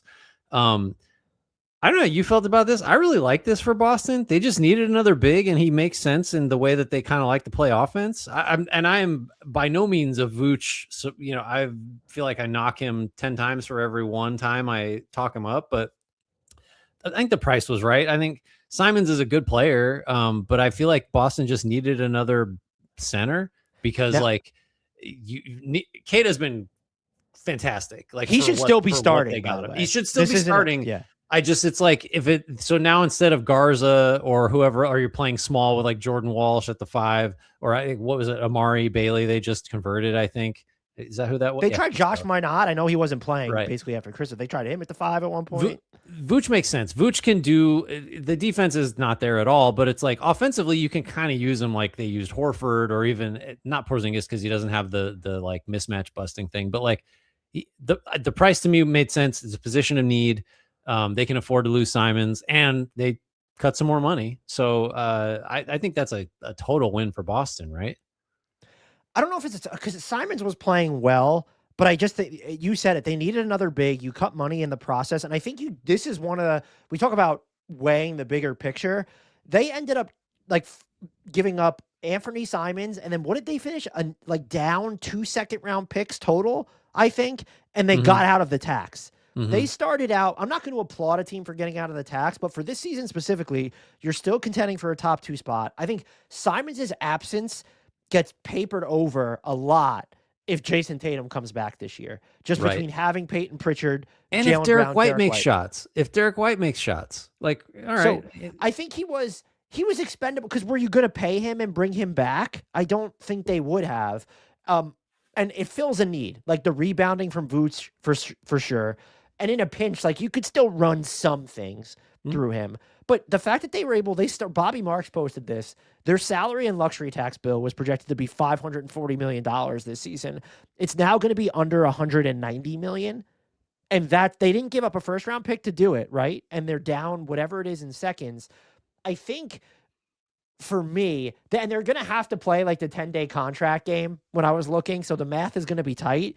But they figured out how to do it. So this doesn't count towards a repeater clock year. You do have the ability to be cost repressive next season too, as you're trying to figure out what does Tatum look like. I think that's why it's valuable for him to come back this season. I don't want him going full bore, but he can come in and play the Anthony Simons role if that's what you need done.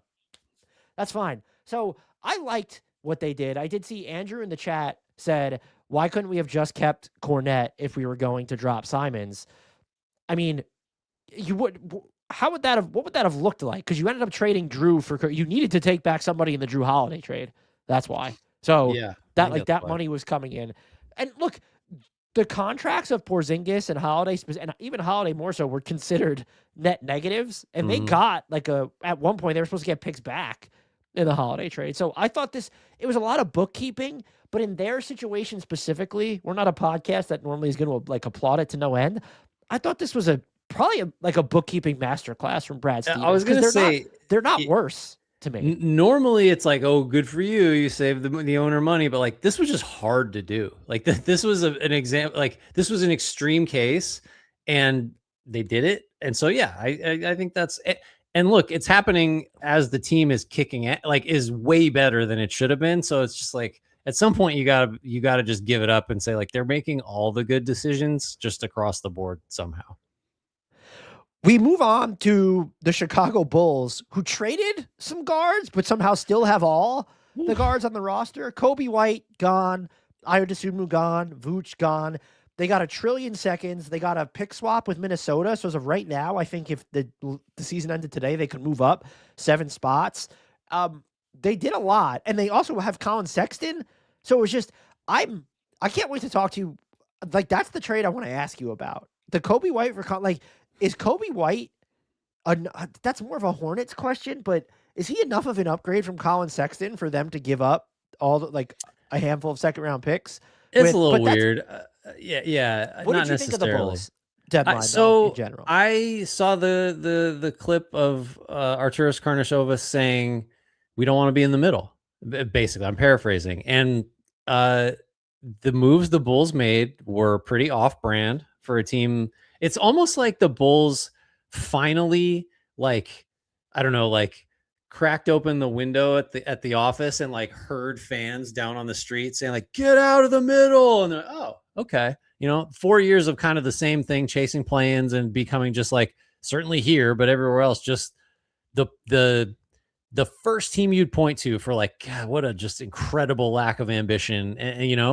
And that's not to say that trading a bunch of expiring guys or being in a position where you have all these guys expiring and their values are lower, so you only can get back a bunch of seconds. That's not to say like, master stroke, great roster building, but the Bulls did kind of act in the way that we've been wanting them to act like they moved these salaries, they got flexible, they have cap space, like Josh Giddey's going to make 25 next year, and I forget who the next highest salary is, but it's in the teens, and it's just, they're going to pay Jaden Ivey. You get a second draft guy in Jaden Ivey, very much like a proper, like sane with the times, rip the Band-Aid off, rebuild, right? They're off the treadmill. It seems anyway, or they act like a team that wanted to do that. So I think I'm happy with it. The returns are not going to blow you away, but the process that got them, I think, is finally the one that everybody wanted to see, right? Like, I don't know, that feels like kind of the conventional take, but I think that's, Patrick Williams. Sorry, Andrew, who notes Patrick Williams' salaries on the books. I try to block that out as much as possible, except for that. Except for him, everything's great. Well, I thought he was going to be their starting center at one point. So it's just, and look, I could quibble over certain things. Like I would have preferred, I know what their center situation is now. I would have preferred them to have kept Ousmane Dieng over like expanding that to get Nick Richards. But I wouldn't even call it a baby step. This is a fundamental shift in their thinking. And the Kobe White, I think you could sit here and say they could have gotten a first-round pick for him at some point. Yeah, they could have, but they ended up getting 3 seconds in Colin Sexton, basically, who I don't know. Like Colin Sexton, do you re-sign him and like do you get more seconds for him and move him later? Is it like someone coming off the bench? I know they have a ton of guards, and we know they're all not going to be back, but I think that for the most part, if you're a Bulls fans, they haven't done the hard part yet, to be sure. They need to stick with this path and not go, are they going to do something stupid over the summer now with their flexibility? It's not like they got any blue chip assets as part of this, but to hear them say, and then to actually act like don't want to be in the middle anymore, that's big for them. And then the other thing that they did was incredible, and Andrew in the chat just reminded me of it. Like at first I kind of clocked, Dalen Terry was expiring. They took on Yabusele's player option for him. They did need front court help. This was before the Nick Richards trade got expanded. Yabusele declined his player option. I guess he really wanted to leave New York or has a lucrative offer overseas. And then he did proceed to like just score in double digits immediately when starting for the Bulls tonight. This was really, really good for them. So sorry if you forgot to mention Rob Dillingham, another second draft guy. But at some point it's like, so you have Josh Giddey, you have Rob Dillingham, you have Jaden Ivey. Like, what is this all? This is a team going to be fast. At some point, just for the lulls, you got to throw out 5 point guards, right? That needs to happen. Why not? I absolutely. I mean, I want to see Buzelis at the 5 though, and you just play 4 point guards. That would be fun. Oh, fine. I guess we can do that. So I want to talk. Let's move on to, because there are a few spinoffs from this team. Let's do the Hornets.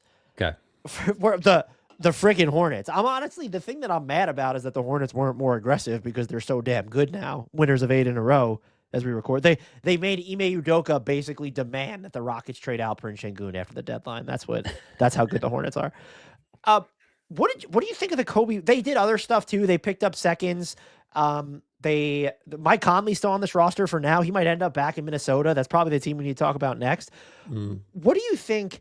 They didn't do anything wrong. What do you think makes Kobe White that much more valuable to them specifically than Colin Sexton? What is it? Just he's younger and the theory of him as an on-ball guy is better? Because when you dig into the data, do you know who's better? It's Colin Sexton. It's Sexton. Yeah, I don't know what. In my mind, Kobe White's a better player than Colin Sexton. But when you look at the numbers, and I think Mike Shear made this on his Basketball's Poetry Substack, made this point of like, it's really like 14 points at 61 true shooting versus 18 at 58. And it's like, different flavor, different strokes for different folks. It's not really that different. I get, but again, though, I think Kobe White's better. If pressed, I'm not sure how I would justify that case. I just think he's a little better. But is this a position of weakness for Charlotte? Like, what did? Well, I mean, that's another element of it. I don't know that they needed a guard. I don't. Coming off the bench, though, I think if you wanted to say Kobe White is better than Sexton, because one, I think on the ball he has more side to side amble than a Colin Sexton who's more north south. Yeah, I actually think that Kobe White is the more versatile passer, even if the assist numbers don't add up to it. Like Colin Sexton feels like it needs to be very basic stuff or spray out of drives. The other thing that I think is important is you can use Kobe White off the ball fundamentally differently compared to the way that you can use Colin Sexton off the ball. And so as someone who's coming off the bench, if you ever want to try and go 3 guards with Concanipo, LaMelo Ball, Kobe White to me makes more sense than Colin Sexton. You're not losing anything. And by the way, he's also younger. I don't know how much that matters. He's 25. We're in his age 25 season. So I think I gave this deal like a C+ or a B- because a lot of it is theoretical. But when I think about it from the Hornets perspective, I like the Kobe White fit beyond this season a lot more than I like the Colin Sexton fit beyond this season. Okay, maybe that's where my preference comes from. So that was what I was going to ask you. Do you assume that they intend to keep Kobe White? And is that necessary for you to like this trade? It has to be, right? Because they gave up more stuff. And I mean, yes, I think so. That would be the other thing is they might wind up like net even in seconds based off some of the other business that they did. But yeah, by the way, I love the bit of them just acquiring former Thunder players who don't stick. So Ousmane Dieng was a member of the Hornets for like a hot minute. Now he's a member of the Milwaukee Bucks. So, but yeah, because you gave up. I mean, the pick equity ends up being a 2029 second, least favorable of Charlotte and Denver. Denver's 2031 second and New York's 2031 second. So that's 2 seconds that you could talk yourself into being top 42. And so yeah, you better bring Kobe White back. If you don't, maybe it's because you made a bigger move, though. Sure. But that's the bigger takeaway here is I know their offense is receiving a lot of credit. Grant, they're like top 5, around the top 5 to top 8 in defense since Thanksgiving. Now, I know what you're gonna say. Opponent 3-point shooting, Dan. Where's your tinfoil hat? But I sound just like that when I talk. But the offense scoring so efficiently allows their defense to get set. And Charles Lee is a madman if you're able to get your defense set.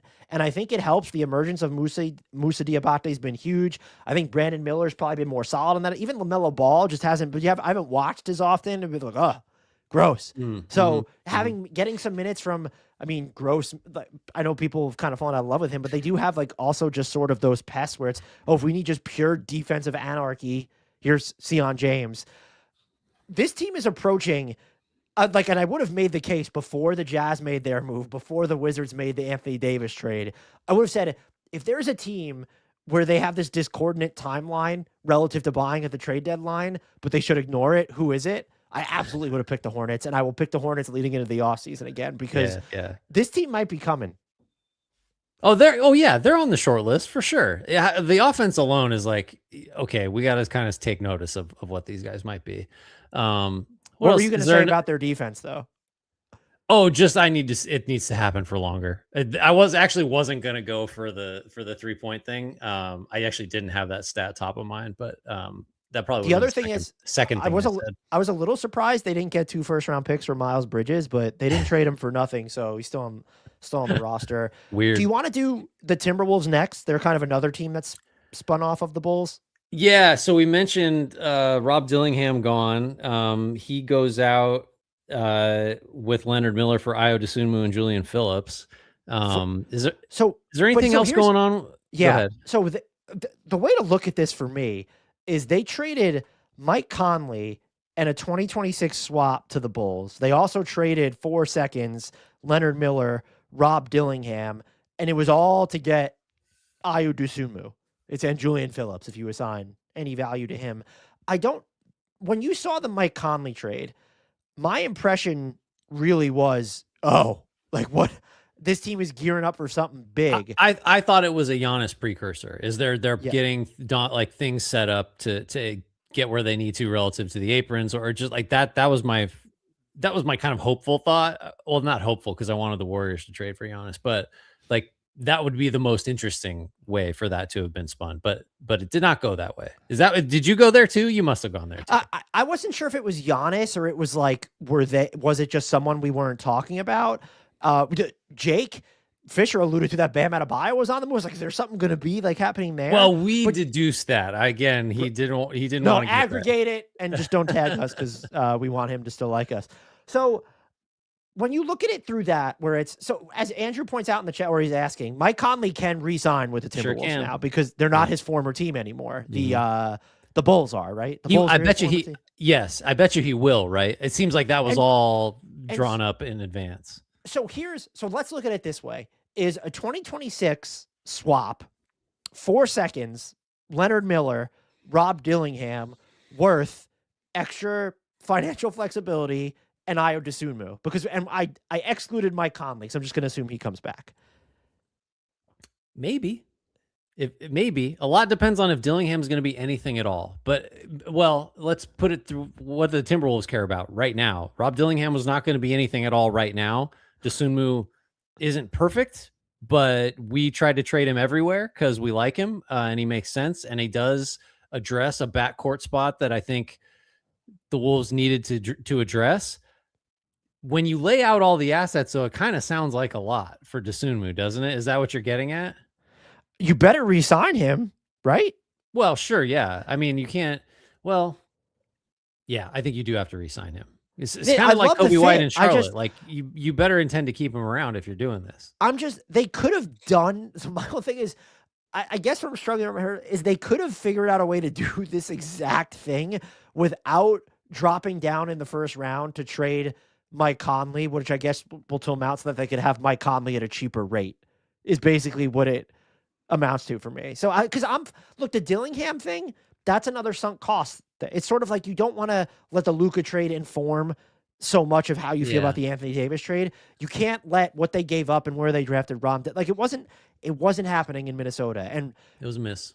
Ayo Dosunmu doesn't have as much on-ball jiggle and joggle as a Bones Highland or a Rob Dillingham, but he does the best of when you look at Mike Conley, Jalen Clark, Bones Highland, and Rob Dillingham. If you needed someone to blend as many of the things that they do as possible, you would have, like, maybe Cam Spencer would have been a better fit, but you weren't getting him. So I'm curious to also see, like, what does he cost?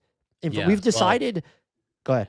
Oh. I was going to say, Big Santino notes, it's not that they messed up on. You're speaking my language. I forget who laid it out. Maybe you saw this, but But essentially, if you assume that they are keeping Io and they're going to pay him market rates, which might actually exceed what Alexander Walker is getting right now No, from you think he's Atlanta. going to get more than Nah? Nah's not making that much, dude. Like, it's under You got 20. the mid-level, so you think Yeah. Io gets more than the mid-level? It'll be at least close. And so the argument was like, they could have just kept Nah and not had to do all of this. Why not just dump Dillingham and like do this in the first? Right, yeah, which is persuasive to me as an Alexander Walker acolyte and early adopter. Now, but yeah, hindsight's 2020, but the problem is that in the moment, it was pretty 2020 that losing Nah was going to be a bit like that. Yeah, we like Nah. He's one of our guys. So there's some stuff before we get to teams that maybe didn't do anything. Let's talk about oh man, no, we got to talk about this team. Jaren McCain. The Sixers traded Jaren McCain. They also did other stuff too. They ducked the tax. All it took, Grant, was Paul George getting suspended for 25 games and trading Jaren McCain. That Rockets pick is going to be 24, 26 that they got from McCain. They got some seconds. I am unmoved by their trade deadline. This was cheapness in excess to me. The Eric Gordon deal, fine. This deal, I understand he didn't have a pathway to necessarily breaking out if Quentin Grimes is going to stay for sure, but with VJ Edgecombe and Tyrese Maxey. But are we kidding? This is just like, this is what, I don't know. Like, if you're lucky, you'll draft someone with that Rockets pick who's a third as good as Jaren McCain. Well, so that's where I went on this is I wonder if the Sixers have decided, I mean, one thing is decided, which is like those at least the starting backcourt minutes are spoken for. And then beyond that, I think Grimes is actually someone that is just better than McCain at the moment and probably will be for as long as the next contract McCain was going to sign. If you're just comparing the two production over the next 5-6 years, whatever. And the other thing is, I wonder if the Sixers also just decided like those 23 games we got from McCain that'll be his career apex, and we might as well just get another first and see what we can do with it. I don't know how you would know that, but that's how this makes sense to me. I'm not sure I agree. I think McCain, I would have wanted to see more before I just used him to save money, basically. Like, you get a first, it is an actual first. It'll be 20, I don't know, 2 to 28 in the first round, at the end of the first round. But yeah, it feels a little light. I kind of get it though. I don't know why. I actually have a little skepticism about McCain, but I don't know. I think the Sixers must have just decided like, we know who our guard rotation is going to be, and we might as well get an asset and save money. So you don't love it, but you don't hate it as much as I do, is basically where you end up. Yeah, I'd probably land. I'm kind of lukewarm on it, I guess. But it's a yeah, it's a rite of passage. They had to duck the tax. They always make the salary dumping trade. This is so cheeky. Monkey 8818 says Jaren McCain thing seems like more of a vibe thing and VJ. So that the implication being that the vibes were off in Philly, like Jaren McCain wasn't happy. I mean, sure, that doesn't move me as a reason to move him. But I guess, what was it, 3 seconds and a late first, and you get out of the tax. Josh Harris, I'm assuming, is thrilled. The other side of this deal to me is more fascinating for reasons that are both good and bad. Shai Gilgeous-Alexander's dealing with that abdominal strain. Jalen Williams has that hamstring injury. AJ Mitchell's dealing with a hip injury, right? Thunder are banged up, and now they just get Jaren McCain, another guy, cost-controlled for 2 more years after this one. They had first-round picks to spare. Right. I love this for them in terms of taking the swing. I'm uncomfortable because it feels like they needed this, just looking at all the injuries that are mounting on their roster. Yeah, did we talk about this morning? I think maybe we talked about it at some point about like, maybe should there be some urgency for the Thunder? I think I ultimately land on like, probably not. But they got the assets to do it if they wanted to, and I don't know what the name would have been. They certainly could have swung a little bigger. I'm not. Let's see. What's our concern level for the Thunder? Like 1 to 10. As far as like, are they the favorites? I can't get like a. It's 3. To me, it's still just I'm not that fully. concerned. I would be more concerned if I looked at oh, the Timberwolves are actually consistent. They're not. Or I looked at the Nuggets and said, oh, they've been pretty healthy, which they have not themselves. Well, here's a great point. You raise a great point. Like, what trade happened in the last week that made a really good team better? That is like a threat to the Thunder. Like, I don't we see about to it. slander the Pistons. I love it. I don't see it. Like, what move like meaningfully improved a team that was gonna be in the conversation with Houston didn't get way better. The Spurs didn't get way. Nuggets Jose Alvarado to the Knicks. Wolves didn't do anything. Well, I was trying to tee you up for that one. That was the most meaningful move of the day. You know what I mean? Like, I think the Thunder should feel more vulnerable now because of all these injuries than they have really at any point this season. But nobody else did anything to like make them, feel scared. I don't think. Do you think I don't want to move too many steps ahead, but do you think that them making this move is more about just the opportunity and maybe the immediate need / mini urgency? Or do you think this kind of telegraphs, well, Cason Wallace, Alex Caruso, Lou Dort, all three of those guys not going to be here next year? Or maybe Isaiah Joe. And like, to me, it reads like one or two perimeter players that are in the rotation right now are not going to be around next season. That's my loose read on it, but maybe I'm skipping too far ahead. Maybe a little bit, but I do. I think the other component is like the cost was low enough that like, yeah, you just do this if you're the Thunder. Like they got enough picks. They got 2 years worth of rookies in the lottery that haven't even played for them yet that are in the pipeline. Like, what are we gonna do with a number 24 pick in this draft? Like, let's just take McCain. He's cheap. He's actually been good in a stretch of his rookie year. Makes sense. So if you do need to lose one of those guys, no big deal.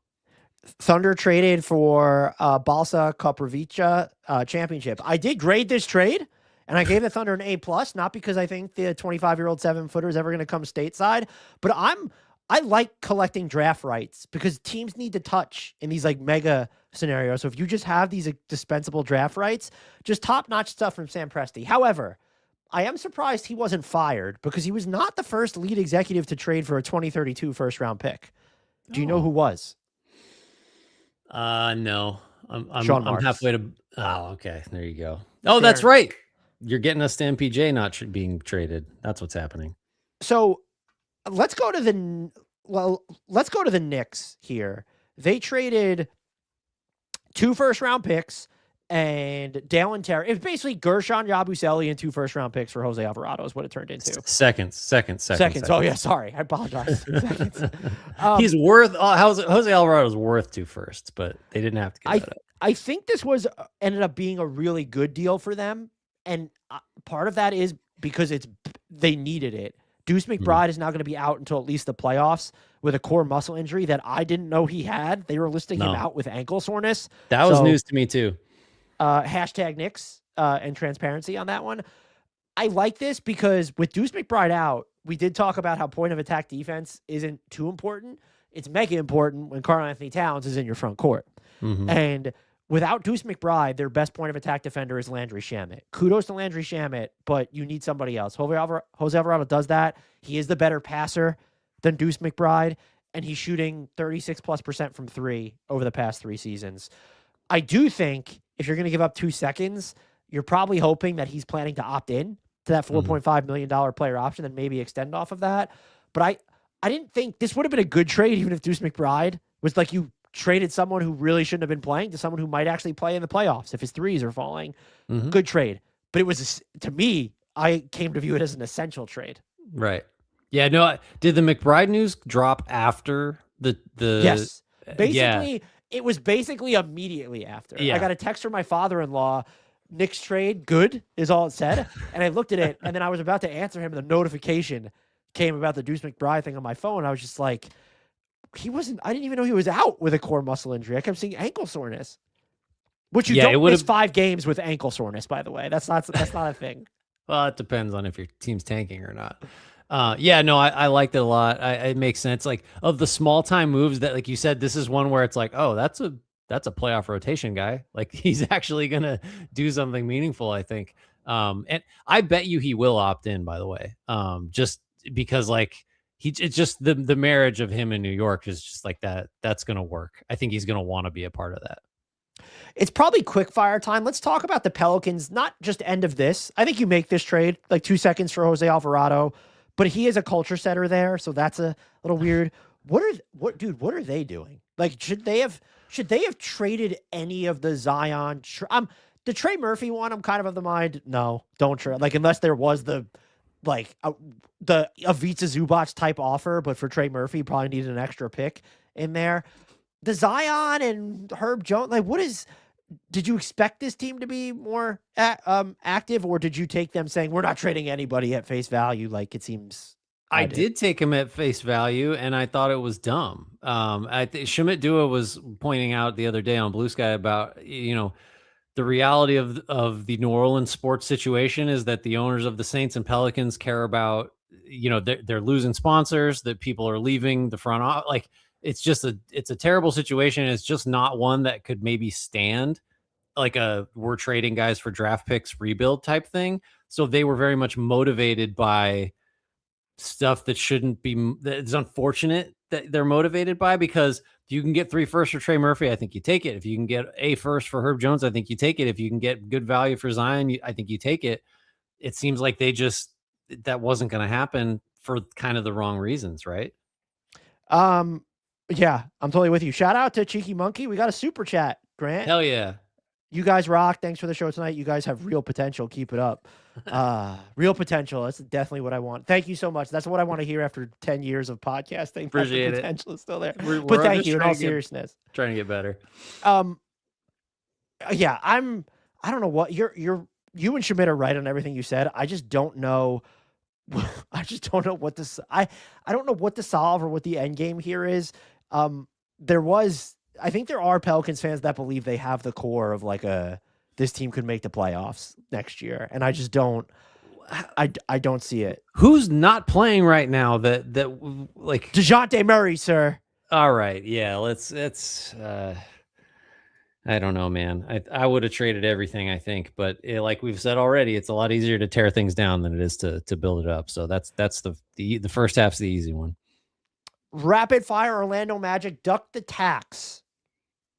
You favorite traded Tyus Jones? That was one of the more inevitable deadline moves based on how he was playing and their proximity to the tax. Bummer that this is where we are with the Magic based on some of the preseason hype, right? Where it's like, I didn't pick them for 50 wins, except that I definitely did. Yeah, I don't know. To be fair, ducking the tax this year you don't want to start the repeater clock if we're looking at the reality of the situation, because the real reality is, hey, billionaire owners just pay if you think your team is good. Now, this team is not great. It could be good, I think, at full strength. At least their core lineup is going to be really good. But with Paolo's extension kicking in, you have Desmond Bane, you have Franz. Jalen Suggs' deal is declining, but it's not tiny. And now all of a sudden, the question becomes, is Anthony Black going to get more money than Jalen Suggs? You needed to get out of the tax. And ideally, it wouldn't have been you wouldn't use Tyus Jones to do it, but Tyus Jones, I don't want to say he was actively detrimental, but that was not the player they thought they were getting or the player they signed. And this is a team that's going to have to, season's not over yet, but they need to look inward and figure out some offensive things over the offseason for sure. Are the right players in place? Is the right coach in place? There's just not. And again, they've been injured, but there's not enough diversity in the way that they play their offense. It'll start with Mosley. And then if that doesn't solve it, then we'll have there's already the is Paolo really the guy? Whispers. Mosley will go, and then Paolo will earnestly have the discussion about Paolo. I feel like that is the roadmap for the next 18 months, probably. The Brooklyn Nets, Grant, held on to. I think we're gonna have to go to the Detroit Pistons after this, because I think they're the team that angered me the most. But they're still so good, so I'm not actually angry. Were you surprised that they waived Cam Thomas, but Michael Porter Jr. is still there, Nicholas Claxton is still there. They have Ochai Agbaji now. So they have they got some more rangy defenders on this team. Were you just surprised that they didn't do anything more significant when looking at bigger money that they took on, or is this about what you expected from them? I don't really understand not trading MPJ. I think if there was 2 firsts maybe now it seems like that wasn't realistic, but if there was a real first and then a fake one out there, I think you probably should have done it. It's hard for me to imagine MPJ's value getting higher than it is right now, just because he's playing so well. The contract now doesn't seem totally onerous. He stayed healthy again. I think this was the time to move him. So a little surprised there. Cam Thomas thing, there's just nobody wanted Cam Thomas, or nobody was willing to give up anything for Cam Thomas. If you want Cam Thomas, you can sign him. I was going to say in the offseason, you can sign him right now if you want to, because he's available. Anything else about the Nets? I don't know. Were you surprised MPJ didn't get moved? I kind of thought it did seem like the messaging was that he wasn't going to get moved close to the trade deadline. But do you think that there was an offer with 2 first-round picks on the table for him, or no? I'm going to say there must not have been, because I think the Nets would have taken it. If there were 2 real firsts, I think that deal would have gotten done. Maybe I'll be wrong, but if there weren't teams willing to put 2 real first, I'm not saying they needed to be what the Pacers gave up for Zubac, although the season Michael Porter Jr. is having. But if there wasn't a team that was willing to give up the equivalent of 2 firsts for Michael Porter Jr., I don't know. I have questions. But I think the Nets overall, I expected them to do something a little bit bigger, whether it was selling or taking in. Like Ochai Agbaji was the biggest salary they took in. The Josh Minot play, he had some good moments for the Celtics earlier this year. I do like that they just continued to short Denver's future. Now they have their 2032 second for taking on her, and they gave up another second to do it. And Denver, very quickly, I was fine with that deal. I don't love giving up the 2032 second, but it was a reinvestment in, okay, we can be players on the buyout market now. And they got a 2026 second back. So it is prioritizing adding talent to keep kind of the Nikola Jokic train rolling while you're paying it. The real inflection point for me with the Nuggets, aside from can they get healthy and what will they do in the playoffs, are they just willing to pay Peyton Watson after paying Christian Brown? Like I didn't expect Peyton Watson to get moved, but that's the next inflection point for this team. I'm really glad Peyton Watson, how disappointing would that have been? If it just, I think had they moved Peyton Watson because they are afraid of what it might cost to match an offer sheet in restricted free agency, I don't know. That you've been correct to point out that they do pay their guys, so maybe that was overblown. But I was a little nervous about that one. I'm glad he's still there. Let's talk about the Pistons, who it's not that they did something. They got Kevin Huerter. Are you disappointed that they didn't seek a more aggressive upgrade, especially in the front court? I want to say the front, they're set at center, but kind of from not even just, if you weren't going to upgrade the Tobias Harris spot, but like get like a better alternative behind Tobias, or just something there. Are you disappointed, or is this their first in the East? They did get rid of Jaden Ivey as well, so now that like they don't have to worry about paying him now that was a whole thing. So I understand what they did, but I was kind of bummed. I was hoping they were going to be the Michael Porter Jr. team, because I think this is the team he would have made the biggest difference on. Totally agree. That I guess that is what I wanted to see happen. I can't claim to be disappointed though, because from the jump they were saying they weren't going to go do something like that. And I think if you get out there with that message that early and you stick to it as often as the Pistons do, it's probably not posturing, and it wasn't. So like they did and didn't do exactly what they said. I still wish, like, MP Porter Jr. on this team made a ton of sense to me. And I get it. Like we talked to Jake this morning. He kind of said like, they think they're ahead of schedule and they're cool with it, and they've got guys that are going to need to get paid coming up eventually. So yeah, like, and also what was urgency? I just, like, if you're this good and you have a pretty clear need, just address it. And like, maybe you win the whole thing. Like maybe the Thunder don't get healthy and you just win a title because you traded for Porter Jr. Like they're that good. So I would have pushed the pedal down a little bit. I think. I don't know what that looks like. Maybe the offer just wasn't good enough. We see Malik Beasley come back. I think it's less likely in Detroit now that Kevin Huerter is there. But I guess if he wants to come back, I'm sure a team will want Malik Beasley. To your point, though, or I guess to undermine my own point, let's assume the cost for Michael Porter Jr. was too high. Because I kind of viewed it as they got Kevin Huerter. Now you can move Duncan Robinson, step out while keeping Tobias Harris. Like you could do all these things. What was Jaren Jackson Jr. was already moved. They shouldn't have given that up for I don't think he was the guy for them. Larry Markkinen then clearly wasn't going to get moved, and I don't want to see them give up a ton. I also, again, Trey Murphy doesn't sound like the Pelicans would have traded him for anything.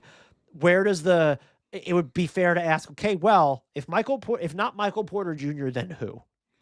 Yeah, I don't know. It's got to be a shooter not my job, Dan. At the 4. And I don't know, are we going to trade because he's a 4 now? Is Klay Thompson that guy? No, I don't think so. And that's, I don't know. I was hoping you wouldn't say Trey Murphy so I could say Trey Murphy, but if you're not giving up what it costs to get Porter Jr., you're definitely not giving up what it would cost to get Murphy. I don't know. And so Buddy Hield got traded. He's not a 4, and he also hasn't made a shot this year. So it's just, Herter actually, the way as we're running through it, Herter's not a bad get, right? Because he can actually make a little bit, and he's never quite gotten back to what he was. How long, man? Time's a flat circle. A couple of years ago, when he really looked like, oh, this guy is a fringe starting caliber 2 in a good offense. But maybe he can do that in a smaller role for the Pistons. You sort of can't play him and Duncan Robinson at the same time ever, but maybe you just have a similar, one of them runs hot, one of them doesn't. You have that guy out there that's going to fill that role. But I would have loved to have seen it at a front court spot. Yeah, and the more I'm thinking about it, I'm just I don't know who the target would be. I don't Santi Aldama is probably 2 combo 4-5. You know who would is he good enough shooter, though? Bring him back now that he's good again. Jalen Wells probably doesn't give you enough shooting, right? Or at least enough guaranteed shooting. No, and I think the price might have been fairly high for him too. That might have been a first. Well, I saw the messaging that the Grizzlies were viewing Zach Edey and Cedric Howard as their core, and I clocked it as, I'm calling about Jalen Wells. Wondering what about me? Just to investigate there.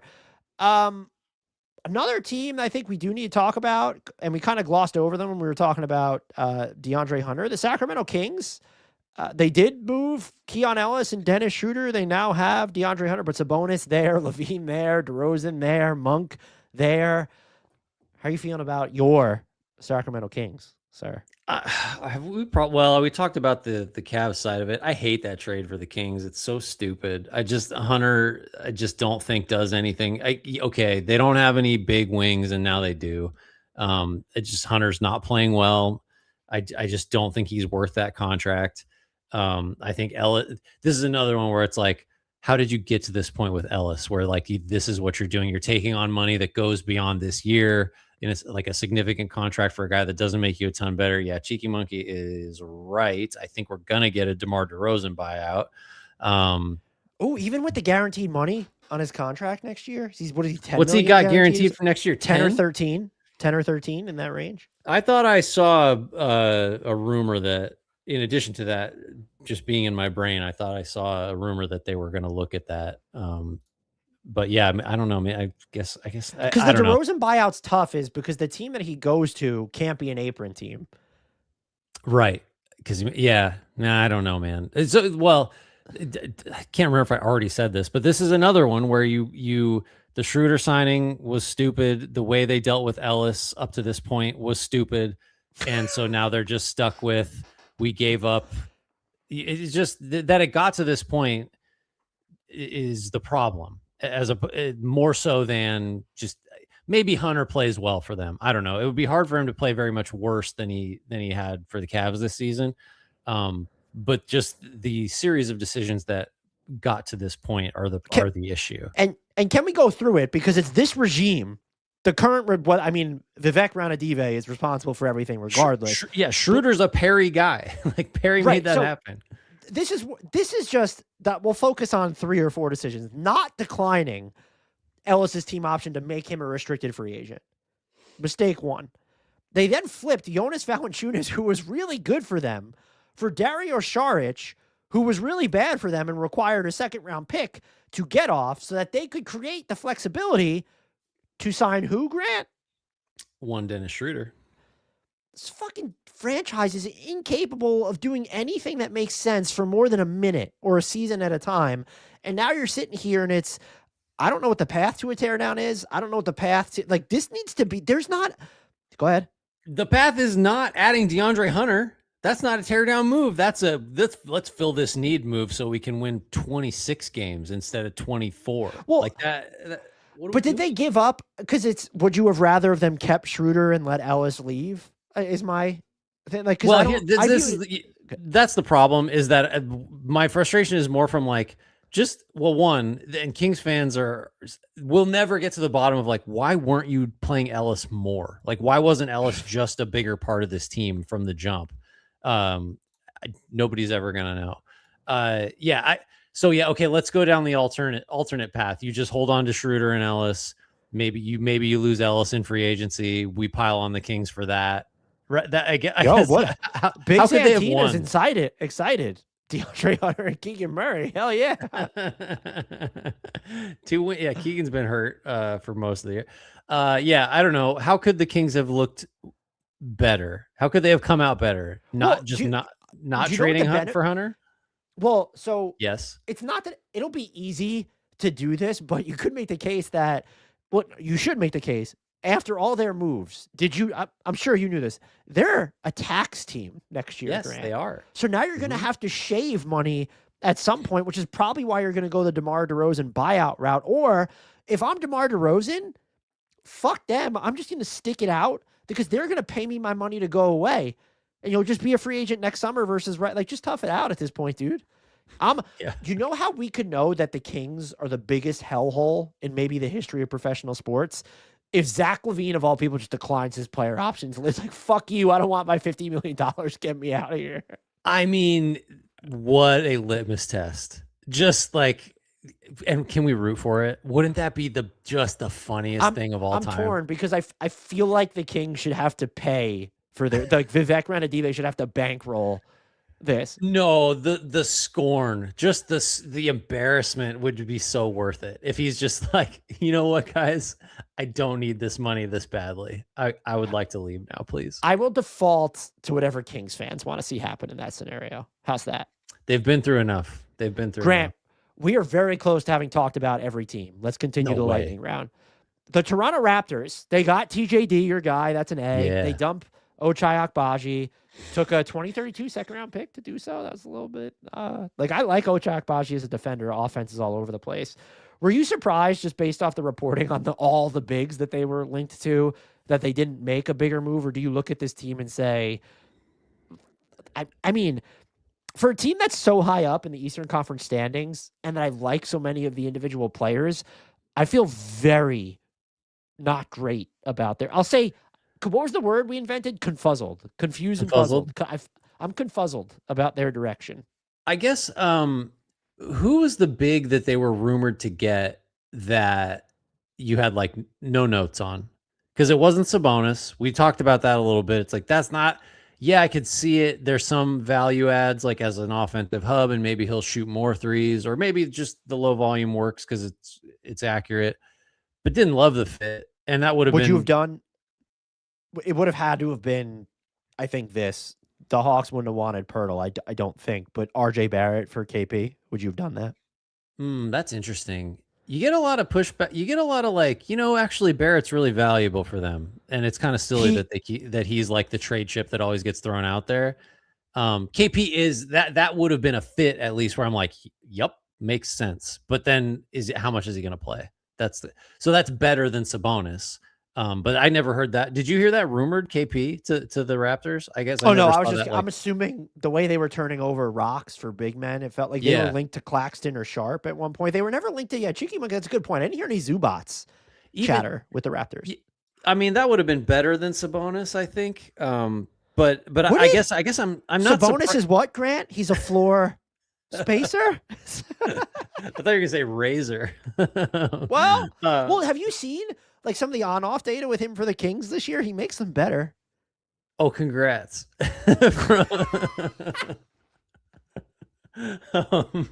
No, I do agree that it felt like they needed a piece. I just don't think the right one was out there, or at least not one that was like that it got tied to them in any kind of serious way. Plus, like Jakob Poeltl forever. He's going to be there. You know what? They're in extension negotiations with him right now. Another team, Portland. They got Vic Krejci, so they win the trade deadline. It cost them Success. Duop Reath. But they lost Duop Reath, so they lose the trade deadline. This is what's the equivalent of a Sophie's Choice, but it's just like a moral. Is that the moral dilemma? Because I'm not picking between two things. I just don't know how to feel because we got it's the Thanos. How much did it cost me? It's like we got Vic Krejci, but what did it cost? Everything. What is it like a Pyrrhic victory? Like you won, but you burned down the whole town to win. So did you, or something like that? So did you really win? Somewhere in there, it's too late to come up with the proper analogy exists. Just neither of us is going to get there at this point. Yeah, it's after 1 a.m. my time. I am tired. Here's the thing with Portland. The Vic Krejci, I think that was just sneaky good move. For sure. I did kind of want them to just be the honest team. Would have been hysterical because they have the 2 swaps in the pick. Or get involved. Get involved at least. I really wanted them to get more shooting on this. Mm-hmm. And Vic Krejci does it. Let's see how much he plays. But this team is so, on the nights that they're on, they are so fun to watch. And I just find myself saying, I would probably like another playmaker too. Like, what is going on with Scoot Henderson type deal? Yeah. He's going to play. Did you see that? He's coming back. I did not. Yep. Did he come? He came back already? No, he's coming back. I want to say it's like their next game, but it might also be after the break. But there's a timeline. It's going to happen. I think it's sooner. I think it's the sooner of the 2 options I gave you. So, hey. He's making his debut on Friday. That's all right. So, okay. Just get shooting on this team, I beg you, would have been so. Or I really would have liked to have seen Robert Williams on a team that might have needed him more. I don't have complaints about. I understand like why did I want them to go all in, but they would have been a team where it's sneaky. Like Michael Porter Jr. might have made some sense here. Trey Murphy, that would have been a fun. I liked them I liked the Jazz more than them, I think, but they were another Jaren Jackson Jr. team that could have been fun. Oh yeah, they and the Hornets, I think, are the teams that are like they're kind of caught in the middle. I want to see them like just go bonkers over the offseason. Yeah. They're very much like the Jazz, where it's like you get the right one more piece there, and suddenly the outlook is very, very different. But they can still get it. I mean, they got those Bucks picks. Guess what? Once we're back doing this, just to circle all the way back to 2 hours ago, once we're doing the whole Giannis dance again, the Blazers should enter the chat and just see, hey, fellas, can we facilitate something? Like, because the swaps and the picks they have are gonna be valuable. They're gonna be valuable at some point.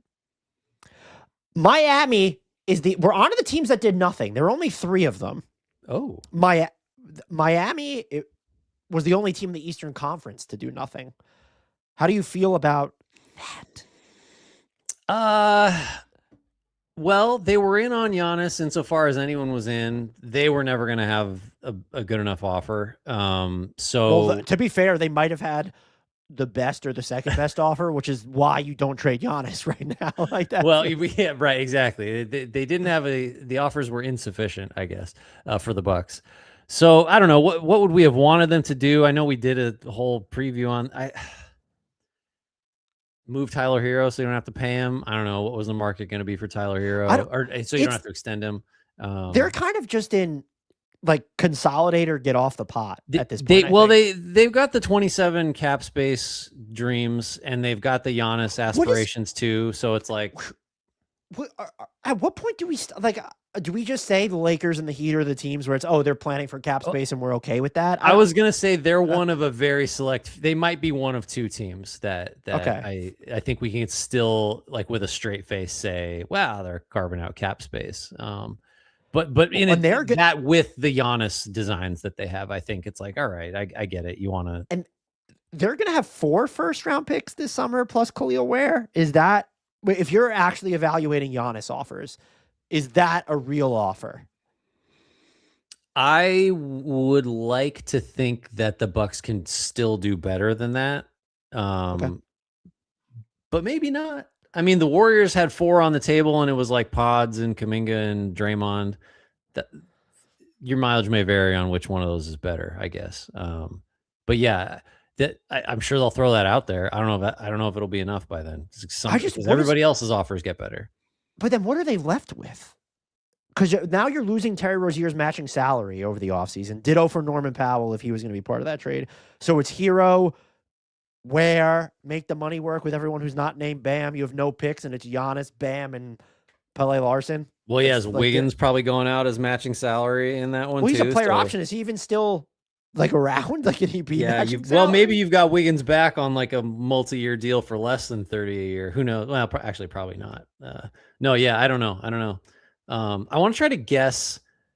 Well, the Spurs didn't do anything, so that's one of the West Which teams, should make right? you mad. You were A little bit. You wanted them to do something. They were. Well, like anytime we brought up any interesting big name, the Spurs were always my favorite spot. That from Giannis to Markkanen to MPJ to Trey Murphy to like you name it, just because I Wemby allows you to kind of build whatever you want, and I love Castle and Harper, and I would love to see more shooting around them. And some of the guys that happen to potentially kind of sort of maybe be available, like Murphy and MPJ, could shoot. So I wanted to see something even more interesting happening in San Antonio that's already happening. Although I did want it both ways because I wanted them to keep Castle and Harper in the process, and I don't know how that works. They should have traded Fox, or they shouldn't have given Fox that money or something. What? I want Castle and Harper as my guards. Fox is this what happens when you podcast after 10 p.m. Pacific time? Is you just think I've been pretty consistent Fox. that I think like Fox is nice, but I think he's been their second best offensive player so far. I think Castle and Harper are both going to be better. I think Wait, I'm sorry. Hold on. You wanted them to make a win now trade because it would elevate their status as contenders, but you're sitting here saying separate argument. It's a separate argument. I think Fox, if Fox could be your third best player, I think you're in pretty good shape as like they could win a title. But right now he's their second best player. That's not good enough. By the time that dynamic flips where it's either Harper or Castle and not him, then it's like he'll be a little too old. It just, the fit is imperfect to me. Why are we talking about this? Because I started this is one of your most cognitively dissonant takes of all time, where it's they needed to make a move to be a contender, but why wouldn't they just trade Fox regardless to let Harper and Steph develop? It's well, for one, it's trade deadline day. I'm real tired, a little punchy, as I said at the top. No, I guess maybe I should amend that to say Fox has always felt like I haven't loved the fit there. And that's because I think Harper and Castle are your guys. Now, maybe all three can play together eventually, but both of them came off the bench tonight because you got Vassell back healthy. And so it's Vassell and Fox starting over those two guys. Honestly, I just don't understand why they didn't trade Wemby so that Steph Castle and Dylan Harper so they could contend. Develop. You're probably so right. we have one more team to hit. And it's the third team that did nothing. Who's the one team we have not talked about? No, Phoenix did something. It's just going to be dead silence while we didn't I'm sorry, we didn't talk about Phoenix. Let's do that really quick. Well, that was Nick Richards, right? Yeah, they ducked the tax.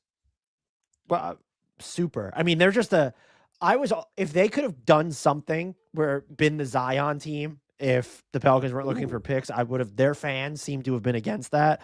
You can't, after living through the past 2 or 3 years, fuck with the vibes of this team. It's just not allowed. I think the Suns should have split up all their remaining picks into 3 different picks and just really up their asset pile.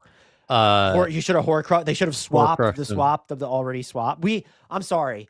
I'm all for kind of eliminating. Would you be all for eliminating swaps altogether, or can it at least be one swap? I can't deal with these multi-dimensional swaps. Once a pick is swapped, it cannot be reswapped or forwarded in a future swap. I want that because I don't like you get the middle two of Minnesota, Cleveland, Portland, and Phoenix. Like I don't like those. Or the 2 least favorable. I agree. Simplify it. Is Houston the other team? Houston's the other team because they didn't. The Suns shouldn't have done anything. It would have been nice to see them maybe get more front court scoring, but the vibes, that team are immaculate. Yes. The vibes in Houston, not so much. You're really fixated on Udoka going in on Şengün tonight. No. I was fixated. Not that I defer to fan bases, but I normally recognize that if you're a fan of the Houston Rockets, the odds are overwhelmingly good that you've watched more of the Houston Rockets than me. The number of Houston Rockets fans that think that they needed a big, like after the Steven Adams injury, I like in defense, I really think the offense is a bigger problem. When I'm looking at them through a postseason lens, I'm more worried about the offense of this. Completely agree.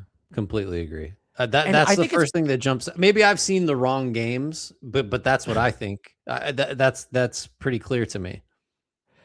And so I love Reed Shepherd, and you have Kevin Durant, but like Alperen Sengun, I was all on the Alperen Sengun train to start the season. Like that's been someone who's fallen off a little bit. They needed something, another half court creator or just someone else to open up the floor a ton. And I thought look, if you wanted them to get a big, they didn't do that either. So them doing nothing at the trade deadline, that feels like, I don't know if it's a missed opportunity. They were so close to the hard cap, but I don't know if I was surprised. I guess I was a little surprised that they did nothing because I think they needed to do something. Yeah, I think so too.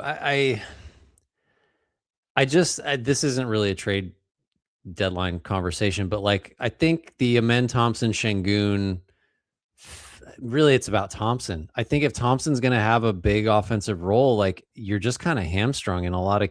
I can't get that Spurs game out of my mind a couple of weeks ago where the Spurs just solved them in the second half by putting Wemby on Thompson and he just ignored him. Like he didn't have to do it. He got to roam. And I think any good team, not everybody has Wemby, newsflash, but like any smart team is going to give similar treatment to the Rockets, and the offense is just going to be very difficult to execute.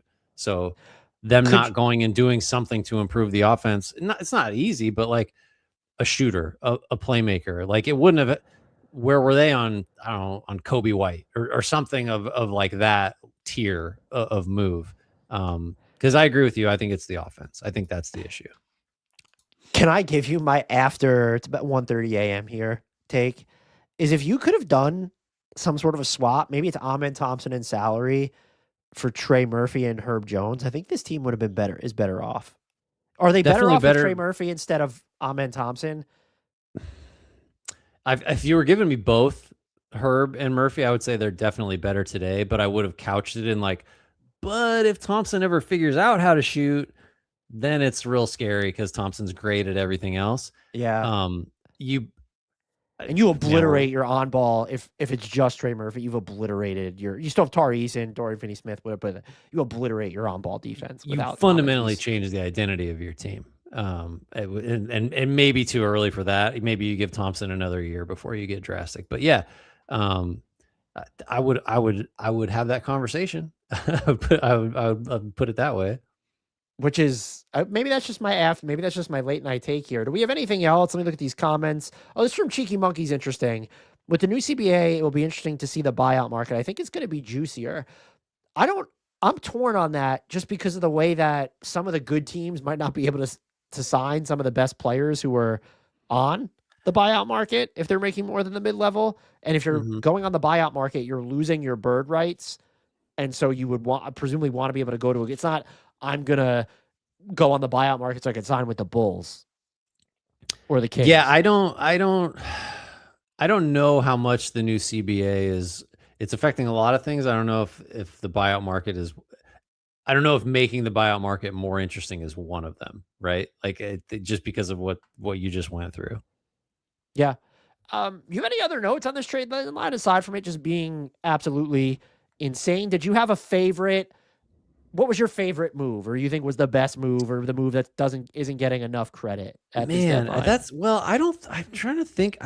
Nothing was like, oh my God, what a heist. Like I'm trying to think if there was anything as I'm scrolling back through it now that like really jumped out as like some just unequivocal win for a team, or something that made me think the way that I thought when the Hawks got that pick from the Pelicans on draft night, for example. Like there's nothing.